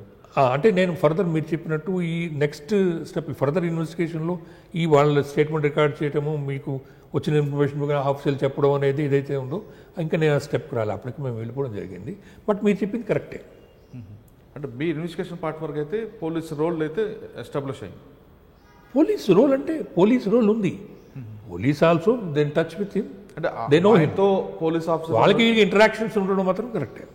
ఓకే, అది టువర్డ్స్ ఏ ఎండ్కి వెళ్ళింది, ఏమున్నా ఫర్దర్ రామిఫికేషన్స్ ఏమున్నాయనేది ఇంకా మనకి మేము టైంలో ఇంకా రైట్. అంటే ఆ ఇన్వెస్టిగేషన్ మీ రోల్ వరకు తీసుకుంటే, అంటే మీరు ఇన్వెస్టిగేషన్ పార్ట్ వరకు వాళ్ళ రోలు నగేంతో మాట్లాడడం అన్నది వరకు ఉంది, కానీ ప్రాపర్టీస్ అనే వాళ్ళతో కలిపి బిజినెస్ చేయడం కానీ అటువంటివి ఎస్టాబ్లిష్ అయ్యింది. అంటే ఇప్పుడు నేను మీ ప్రాపర్టీ మీకు 10 రూపాయలని మీ పేరు నేను దాచుకుంటాను, ఎందుకంటే డాక్యుమెంట్స్ నా దగ్గర ఉంటాయి. బేనామీ అని అంటాం కదా, బేనామీ యాక్ట్ కూడా ఉంది. నేను I'm having the documents in your name and I'm enjoying the property. అంటే ఎవరి దగ్గర ప్రాపర్టీ ఉన్నట్టు? నా దగ్గరే ఉంది, పేరు మీద పెట్టాను అంతే. సో ఇప్పుడు నేను రేపొద్దున రిలీజ్ అమ్మినా చేసినా నేను చేస్తాను, దాని బెనిఫిట్ ఏమన్నా నేను పొందుతున్నాను. సో ఆఫీసర్లకు తెలియాలని ఏం లేదు. ఇప్పుడు ఉన్న రిజిస్ట్రేషన్ యాక్ట్కి అప్పటికి చాలా తేడా ఉంది. సరే, ఈ ఆఫీసర్లు కాకుండా బినామీగా డ్రైవర్ని, కుక్కుని పెట్టారంటున్నారండి. అసలు కుక్కు డ్రైవర్లు వాళ్ళు ఎవరు మీకు ఐడియా ఉందా? నయంకి ఇంకొకటి ఉంది, దాంట్లో ఏంటంటే అతని ఫ్యామిలీ మెంబర్స్ చాలామంది ఉన్నారు, బంధువులు చాలామంది ఇంట్లో. ఆయన ఇంట్లో at any given point of టైంలో చూసుకుంటే 5-6 మంది పైన ఉండేవారు, బంధువులు అందరూ కూడా. సో వాళ్ళలోనే అందరూ ఉన్నారు, అందరి పేరుతో పెట్టుకున్నాడు ఆయన పేరు. అంటే వాళ్ళని ఎందుకు పెట్టుకున్నాడు? అంటే వాళ్ళకి నమ్మకం ఉంటాడనా, లేదంటే అంటే ఎంత మీ ఇన్వెస్టిగేషన్లో ఎంత ప్రాపర్టీ ఉందని వచ్చిందండి? దట్స్ అబౌట్ చాలా ఉందండి. అంటే ఎగ్జాక్ట్లీ చెప్పలేదు, more than 100s of acres. అవా, మీరు మీ సర్వీస్ అంతా పక్కన పెడితే నయం కేసు చూడగానే ఏమనిపించిందండి మేము? అంటే ఇంత హార్డ్ కోడ్ క్రిమినల్ కూడా ఉంటాడనిపించిందా, లేదు పోలీసు సపోర్ట్తోని ఇంత స్థాయికి ఎదగొచ్చు అనిపించిందా? మీరు చెప్పిన ఫస్ట్ పాయింట్, ఇటువంటి క్రిమినల్ ఉంటారని చెప్పి వినటమే కానీ చూడటం జరిగింది. బికాస్ అతను ఆయన మోడస్ ఆపరండి కానీ ఏదని కానీ చాలా చిత్రంగా ఉంటుంది, చాలా. ఓకే, ఇక్కడ ఫొటోస్ చాలామంది దొరికారు కదండి వాళ్ళతో, చాలామంది ఆఫీసర్తో, పొలిటీషియన్తో దిగిన కూడా క్వైట్ న్యాచురల్. అంటే ఇప్పుడు ఆయన నయం అయ్యాడు, ఇంకో ఎమ్మెల్యే కూడా అయ్యుండొచ్చు, వేరే పార్టీ అతను కూడా అయ్యుండొచ్చు, తెలియదు కదా. ఇప్పుడు ఒక వినాయక చవితి బందోబస్తు ఇదే ఓల్డ్ సిటీలో నేను, లేదంటే హైదరాబాద్ సిటీలో ఎక్కడైనా పోలీస్ ఆఫీసరు పండగ జరిగినప్పుడు బందోబస్తు ఉన్నవాడు వెళ్తాడు, ల్యాండ్ ఆర్డర్ ప్రాబ్లం అక్కడ నుంచి ఉంటాడు, కొబ్బరికాయ కొట్టమంటే ఎవ్రీథింగ్ ఈజ్ యాక్సెప్టెడ్. పక్కన నయం ఉండొచ్చు, ఇంకెవరైనా ఉండొచ్చు, natural. So we can't just establish. ఇప్పుడు మీరు చేస్తున్న ఇన్వెస్టిగేషన్ పార్ట్లో కొంతమంది సీనియర్ ఆఫీసర్ అవ్వచ్చు, తర్వాత మీ సబార్డినేట్ అయి ఉండొచ్చు, మీ బ్యాచ్మెంట్స్ కూడా అయి ఉండొచ్చు. అంటే ఆ పర్టికులర్గా ఆ కేసు వరకు వాళ్ళతో ఇంటరాక్ట్ చేస్తున్నప్పుడు మీకు ఏమైనా ఇన్కన్వీనియన్స్ అనిపించిందా? ఎందుకంటే ఇద్దరు మీ ఆపోజిట్ డిపార్ట్మెంటే కదా, సేమ్ డిపార్ట్మెంట్, సారీ ఆపోజిట్ కాదు. అనిపించింది అంటే డోంట్ నేమ్ దెమ్, బట్ అంటే వాళ్ళకు కూడా డైరెక్ట్గా ఈ ఇష్యూ కాకుండా వేరే ఇష్యూల్లో కూడా మాట్లాడుకోవడంలో ఇబ్బందులు అనిపిస్తుంది. దో అంటే nothing is establish and we're not against the other officers. కొంచెం బెరుకు వాళ్ళలో ఉండాలన్నమాట. అండ్ మీకు అది కొంచెం ఇబ్బందిగా అనిపించుంటుందేమో. ఓకే సార్, నయం కేసు ఉంటుండగానే మీకు రాష్ట్ర విభజన జరగడం, తర్వాత మీరు ఆంధ్రప్రదేశ్కి ట్రాన్స్ఫర్ అవ్వడం జరిగింది. ఆంధ్రప్రదేశ్కి వెళ్ళేసరికి ఎక్కడ ఫస్ట్ పోస్టింగ్ ఇచ్చారు? కొంతకాలం గుంటూరు చేశానండి. గుంటూరు ఎడిషనల్ ఎస్పీ గుంటూరుగా ఇచ్చారు. దెన్ అబౌట్ 20 days తర్వాత I went to Krishna district as additional SP. Okay, అంటే రాష్ట్రం ఉమ్మడి రాష్ట్రంలో పనిచేశారు, రాష్ట్ర విభజన తర్వాత మళ్ళీ ఆంధ్రప్రదేశ్కి వెళ్ళారు కదా, మీకు ఆ ఫీలింగ్స్? అంటే ఆంధ్ర ప్రాంతంలో పనిచేయడం అది ఫస్ట్ టైం నాకు. అంటే యాంటీ కరప్షన్ బ్యూరో ఉన్నప్పుడు 3 months వైజాగ్, 3 months నెల్లూరు చేశాను కానీ, but as a law and ఆర్డర్లో ఆంధ్ర ప్రాంతం దట్ ఇస్ ఫస్ట్ టైం అండి. అంటే totally though I belong to that place, I was never A police officer in AP. And that అసలు ఏపీలో నాకు నా చదువు చిన్నప్పటి నుంచి కూడా పోలీసు వాళ్ళతో టచ్ కానీ లేదు, అసలు తెలియదు పోలీసు వాళ్ళు ఎవరనేది. సార్, కృష్ణా డిస్ట్రిక్ట్కి వచ్చారు మీరు, అదొక చాలా ప్రశాంతమైన జిల్లా అని పేరు ఉంది. నిజంగా ప్రశాంతంగా ఉందా, లేదంటే అది టీ కప్లో తుఫాన్ లాగా ఉంటుందంటారు? లేదండి, టీ కప్లో తుఫాన్ అంటే తుఫాన్ ఉంటుంది కానీ మీరు చెప్పినట్టు టీ కప్ అంతే. అక్కడ ఏంటంటే ప్రాబ్లం ఏంటంటే మోస్ట్లీ నేను అబ్జర్వ్ చేసింది క్యాస్ట్ డివిజన్ బాగా ఉంది, కుల రాజకీయాలు ఎక్కువ. సో వైలెంట్ రాజకీయాలు అనేది కమ్యూనిస్ట్ ఉన్నప్పుడు బాగా ఉన్నప్పుడు, అంటే బాగా 1951 ఆ టైం తర్వాత కొన్ని చోట్ల కూడా జరిగిందంటారు. ఈ మన కృష్ణా ఇటువైపు అవనగడ్డ ఏరియాలో ఫ్యాక్షనిస్ట్ రాజకీయాలు జరిగాయి కొంతకాలం, 10 years బ్యాక్. ఇప్పుడు లేదు, ప్రశాంతంగా ఉందండి ఏరియా. అంటే మీరు కృష్ణా జిల్లా అడిషనల్ ఎస్పీగా మీ కాంట్రిబ్యూషన్ ఏంటంటే? Any additional SP is for the admin చూసుకుంటాము, plus investigation of cases, progress of DCR district crime bureau, దానికి మనమే will be looking after directly. SPR తర్వాత మనం చూస్తాం, ఎస్పీఆర్ తరఫున మనమే చూస్తాం. క్రైమ్ రేట్ ఏ విధంగా ఉందండి కృష్ణాలో? తక్కువేనండి, క్రైమ్ రేట్ తక్కువే. మోస్ట్లీ ఈ గ్రోహేమ్స్ ఎక్కువ ఉంటుందండి, ఫ్యామిలీ డిస్ప్యూట్స్ చాలా ఉంటాయి, then property offences. Okay, Krishna తర్వాత అండి? కృష్ణా తర్వాత ఆఫ్టర్ ఎలక్షన్స్ యాంటీ కరప్షన్ బ్యూరోకి వచ్చానండి. కృష్ణా నుంచి ఆఫ్టర్ ఎలక్షన్ యాంటీ కరప్షన్ బ్యూరోకి మీకు విల్లింగ్గా వచ్చారా లేదా? లేదు, అంటే జరిగింది ఏంటంటే దీంట్లో నేను I went on leave for my personal reasons elections తర్వాత. వెళ్ళడంలో నాకు ఏసీబీ నుంచి అడిగారండి వస్తామని. Then I said okay. నేను మొత్తం నా సర్వీస్లో ఒక్కసారి ఇంటెలిజెన్స్కి వస్తానని అడిగాను వెన్ ఐ వాజ్ ఎస్ఐ. తర్వాత ఏసీబీకి వెళ్తాను, నీకు ఉన్నప్పుడు పెట్టుకున్నాను పిటిషన్, బట్ ఎవరు నన్ను అడగలేదు. తర్వాత మొన్న అడిగితే వెళ్ళానండి. నేను ఎప్పుడు కూడా నాకు ఫలానా ఇది కావాలని ఎప్పుడు కోరుకోలేదు. సర్వీస్ వెళ్ళిపోయింది, మనం వెళ్ళిపోయాం, బయటకు వచ్చేసాం. కానీ ఏసీబీ డీజీ ఆయన కూడా చాలా ఫాస్ట్ ఆఫీసర్ కదండి. ఎస్, మరి ఆయన దగ్గర ఎలా పని చేశారు మీరు? అంటే నేను ఉన్నప్పుడు ఆయన ఆలోచనలు, ఆయన ఎంత స్పీడ్గా ఉంటారో ఆలోచనలు అంతే స్పీడ్గా ఉంటాయి. అంతే, చాలా ఫాస్ట్ ఆఫీసర్. అంటే మరి చాలా ఇంటెలిజెంట్, చాలా స్పాట్ డెసిషన్కి వస్తారండి. మంచి గుడ్ ఆర్ బ్యాడ్ ఆయనకి తెలిసిపోతుంది ఇమీడియట్గానే. మన కెపాసిటీ కూడా ఆయన చూస్తారు, మనం ఎంత లోతుకుంటామో మనకి తెలిసే తెలియదు బాబు. Then you will go for some other, ఇమీడియట్గా గ్రేట్ ఆఫీసర్. ఆయన ఏ డెసిషన్ ఇచ్చా చాలా ఫాస్ట్గా ఉంటారండి, స్పాట్ డెసిషన్ తీసుకుంటారు. ఆయనలో ఒకటి ఉందండి, అది ప్లస్ అయినా మైనస్ అయినా, ప్లస్ అయితే responsibility, that's great quality. Minus అయితే నాదేనా ఆయన ఓన్ గ్రేట్ క్వాలిటీ. సార్, ఆయన మీరు ఏసీబీ ఆంధ్రప్రదేశ్లో ఉన్నప్పుడు ఏ కేసులు చూస్తారండి? ఎన్ని ట్రాప్ కేసులు చేస్తారు, ఎన్ని డిఏ కేసులు? ఈవెన్ గవర్నమెంట్ చేంజ్ వల్ల కావచ్చు, ఏదైనా కారణాలు అవ్వచ్చు, బట్ ఏసీబీ కేసెస్ కొంచెం మేలిన టైంలో తగ్గాయి. తర్వాత మేము స్లోగా అంటే 6 months, లాస్ట్ 6 months కొంచెం మళ్ళీ పుంజుకుని ట్రాక్లో పడిపోయిందండి ఏసీబీ. కానీ ఎక్కువగా ఏసీబీ పొలిటికల్ మోటివేట్ కేసులకు పెట్టారు ఆంధ్రప్రదేశ్లో అనేది ఒక అపవాదం. అంటే ఇప్పుడు అంటారా? అంటే మీరున్న టైంలో లేదండి, లేదండి. ఇప్పుడు పొలిటికల్ ఇన్వాల్వ్మెంట్ పొలిటికల్ ఆఫీసర్స్ పొలిటికల్గా ఉంటే ఉండొచ్చు, కాకుండా పోలీస్ ఆఫీసర్స్ అని కాదు, పొలిటీషియన్స్ ఎక్యూజ్డ్గా ఉంటే ఉండొచ్చు. But everything based on facts అండి, డాక్యుమెంటేషన్ ఫ్యాక్ట్స్ లేకుండా. నేను ముందుకు కూడా మీకు చెప్పాను ఏసీబీ గురించి, అట్లా ఏసీబీ వెళ్ళలేదండి. We can't go like that. ఉంటేనే వెళ్తాం మేము. దట్టు ఇంకొకటి ఏంటంటే యాంటీ కరప్షన్ బ్యూరోలో ఉన్న గొప్పతనం కాదు, any specialised agency investigating officer is a pivotal part of is a pillar. So ఇన్వెస్టిగేషన్లో ఏదైనా ఉంటేనే ఫర్దర్ వెళ్తారు సీనియర్ ఆఫీసర్స్ ఎవరైనా చెప్తారు, కానీ ఈ దీంట్లో ఏం లేనప్పుడు ఫర్దర్ ఇది నీకు చెయ్యి అని చెప్పి పైనుంచి ఎవరు చేయరు. సార్ టోటల్ మీ సర్వీస్లో మీకు బాగా నచ్చిన ఆఫీసర్ ఎవరు? ఒకటి. రెండోది, ఇంత సర్వీస్లో నేను ఒక కేసు సరిగ్గా చేయలేకపోయాని అన్న బాధపడే సంఘటన ఉంది?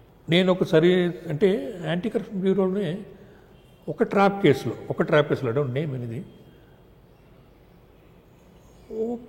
ఇద్దరు ఎక్యూజ్డ్, దాంట్లో ఒక ఎక్యూజ్డ్ లేకుండా ఉంటే బాగుంటుందేమో, ఎందుకు అయ్యాడో అని ఫీల్ అవుతున్నాను, ఇప్పుడు కూడా అవుతున్నాను. అటువంటి 2 కేసులు జరిగాయండి. ఒక దాంట్లో of course police officer involve ఉన్నాడు, రెండో దాంట్లో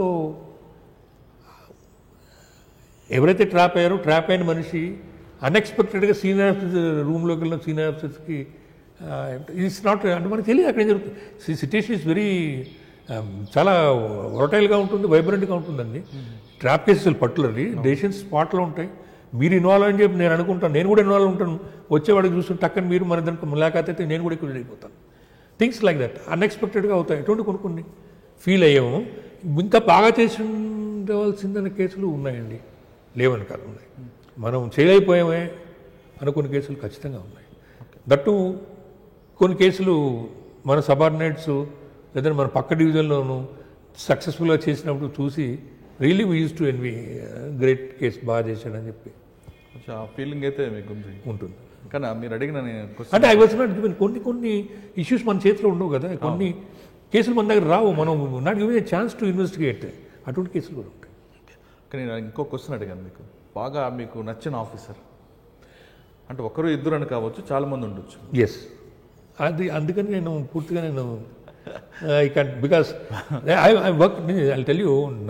అంటే మీరు ఇందాక చెప్తున్నారు నాకు అదృష్టవశాత్తు ఫస్ట్ నుంచి మంచి officer. Yes sir, yes, all officers supported me Krishnarao గారు కానీ అఫ్ కోర్స్ అంటే నేను గుర్తుండిపోవచ్చు ఆంజనేయుడు గారికి, అలాగే ఆర్పి సింగ్ గారికి గుర్తుండిపోవచ్చు, వాళ్ళందరి దగ్గర పనిచేశాను, శివశంకర్ గారి దగ్గర పనిచేశాను. దిస్ గ్రేట్ ఆఫీసర్స్ అంటే మనం వీఆర్ ఇన్స్పెక్టర్స్ కాబట్టి ఆ లెవెల్లో మనం ఆయన గుర్తుండిపోవచ్చు. But great officers like Bhaskararao గారు నేను ఎవరో తెలియదు, but we worked under those great people. అంటే డైరెక్ట్గా పనిచేసిన అంటే ఇప్పుడు సందీప్ చాండిల్ కానీ, ప్రజెంట్ మహేష్ భగవత్ గారు కానీ, వీ వర్క్డ్ వాళ్ళు they know us and they extracted work from us. అంటే బాగా ఆఫీసర్ నచ్చి ఆఫీసర్ పని చేయలేకపోయిన ఫీలింగ్ ఉందా? డిఫరెంట్ కెపాసిటీ నచ్చిన తర్వాత పని చేయలేకపోయిన ఫీలింగ్ ఉంది. ఉన్నారా ఆ విధంగా ఉన్న ఆఫీసర్ ఎవరైనా? ఉన్నాయి, చాలా ఉందండి. నేను సబ్సిక్వెంట్ మై ప్రమోషన్ నేను ఫీల్ అయ్యాను కదా, చేయలేకపోయాను. సరే, ఫైనల్ క్వశ్చన్ సార్. మీరు చిత్తూరు నుంచి స్టార్ట్ అయ్యి హైదరాబాద్ మీదుగా మళ్ళీ విజయవాడలో మీరు రిటైర్ అయ్యారు.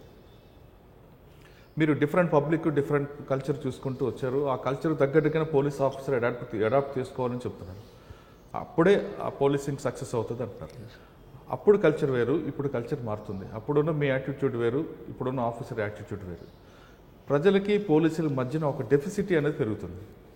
అది ఇంకా పెరగడానికి కారణం ఏంటి? అది పెరగకుండా ఉండాలంటే ఇప్పుడు వస్తున్న పోలీసులు ఏ విధంగా చేయాలి? ఒక విషయం సార్, ఎప్పుడు కూడా పోలీసింగ్ మారదు సార్. పోలీసింగ్ ఎప్పుడు ఒకటే ఉంటుంది. పబ్లిక్ని మారమని మనం కోరుకోలేము.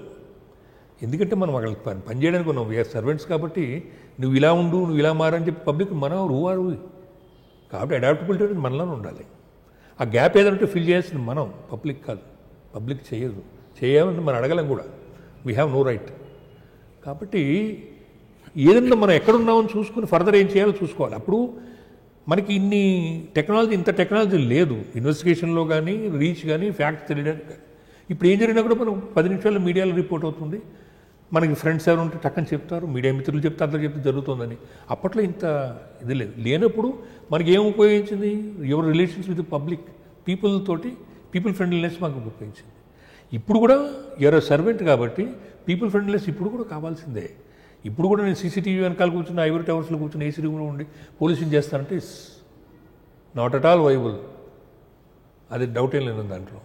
ఎప్పుడైనా పోలీసింగ్ ఫెయిల్ అవుతుంది, అలా ఉంటే మాత్రం ఫెయిల్ అవుతుంది కూడా అయిన చోట్ల. మీకు ఆ పాసిటీ మీరు అనలైజ్ చేస్తే మీకు తెలుస్తుంది.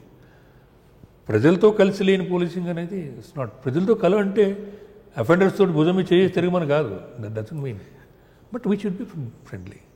అంటే ఆఫీసర్స్ ఇప్పుడు హెమ్ ఆఫ్ ద ఎఫైర్స్లో ఇక్కడ తెలంగాణ స్టేట్ కానీ ఏపీలో ఉన్న ఆఫీసర్లు అందరికీ కూడా ఈ ఫ్యాక్ట్ తెలుసు. దెన్ ఇంప్లిమెంటింగ్ దోస్ థింగ్స్ అండి. బట్ ఏంటంటే కొంచెం స్లోనెస్ ఉంటే ఉండొచ్చు, టార్డీనెస్, అది గ్యాప్ ఫిల్ కావాలి.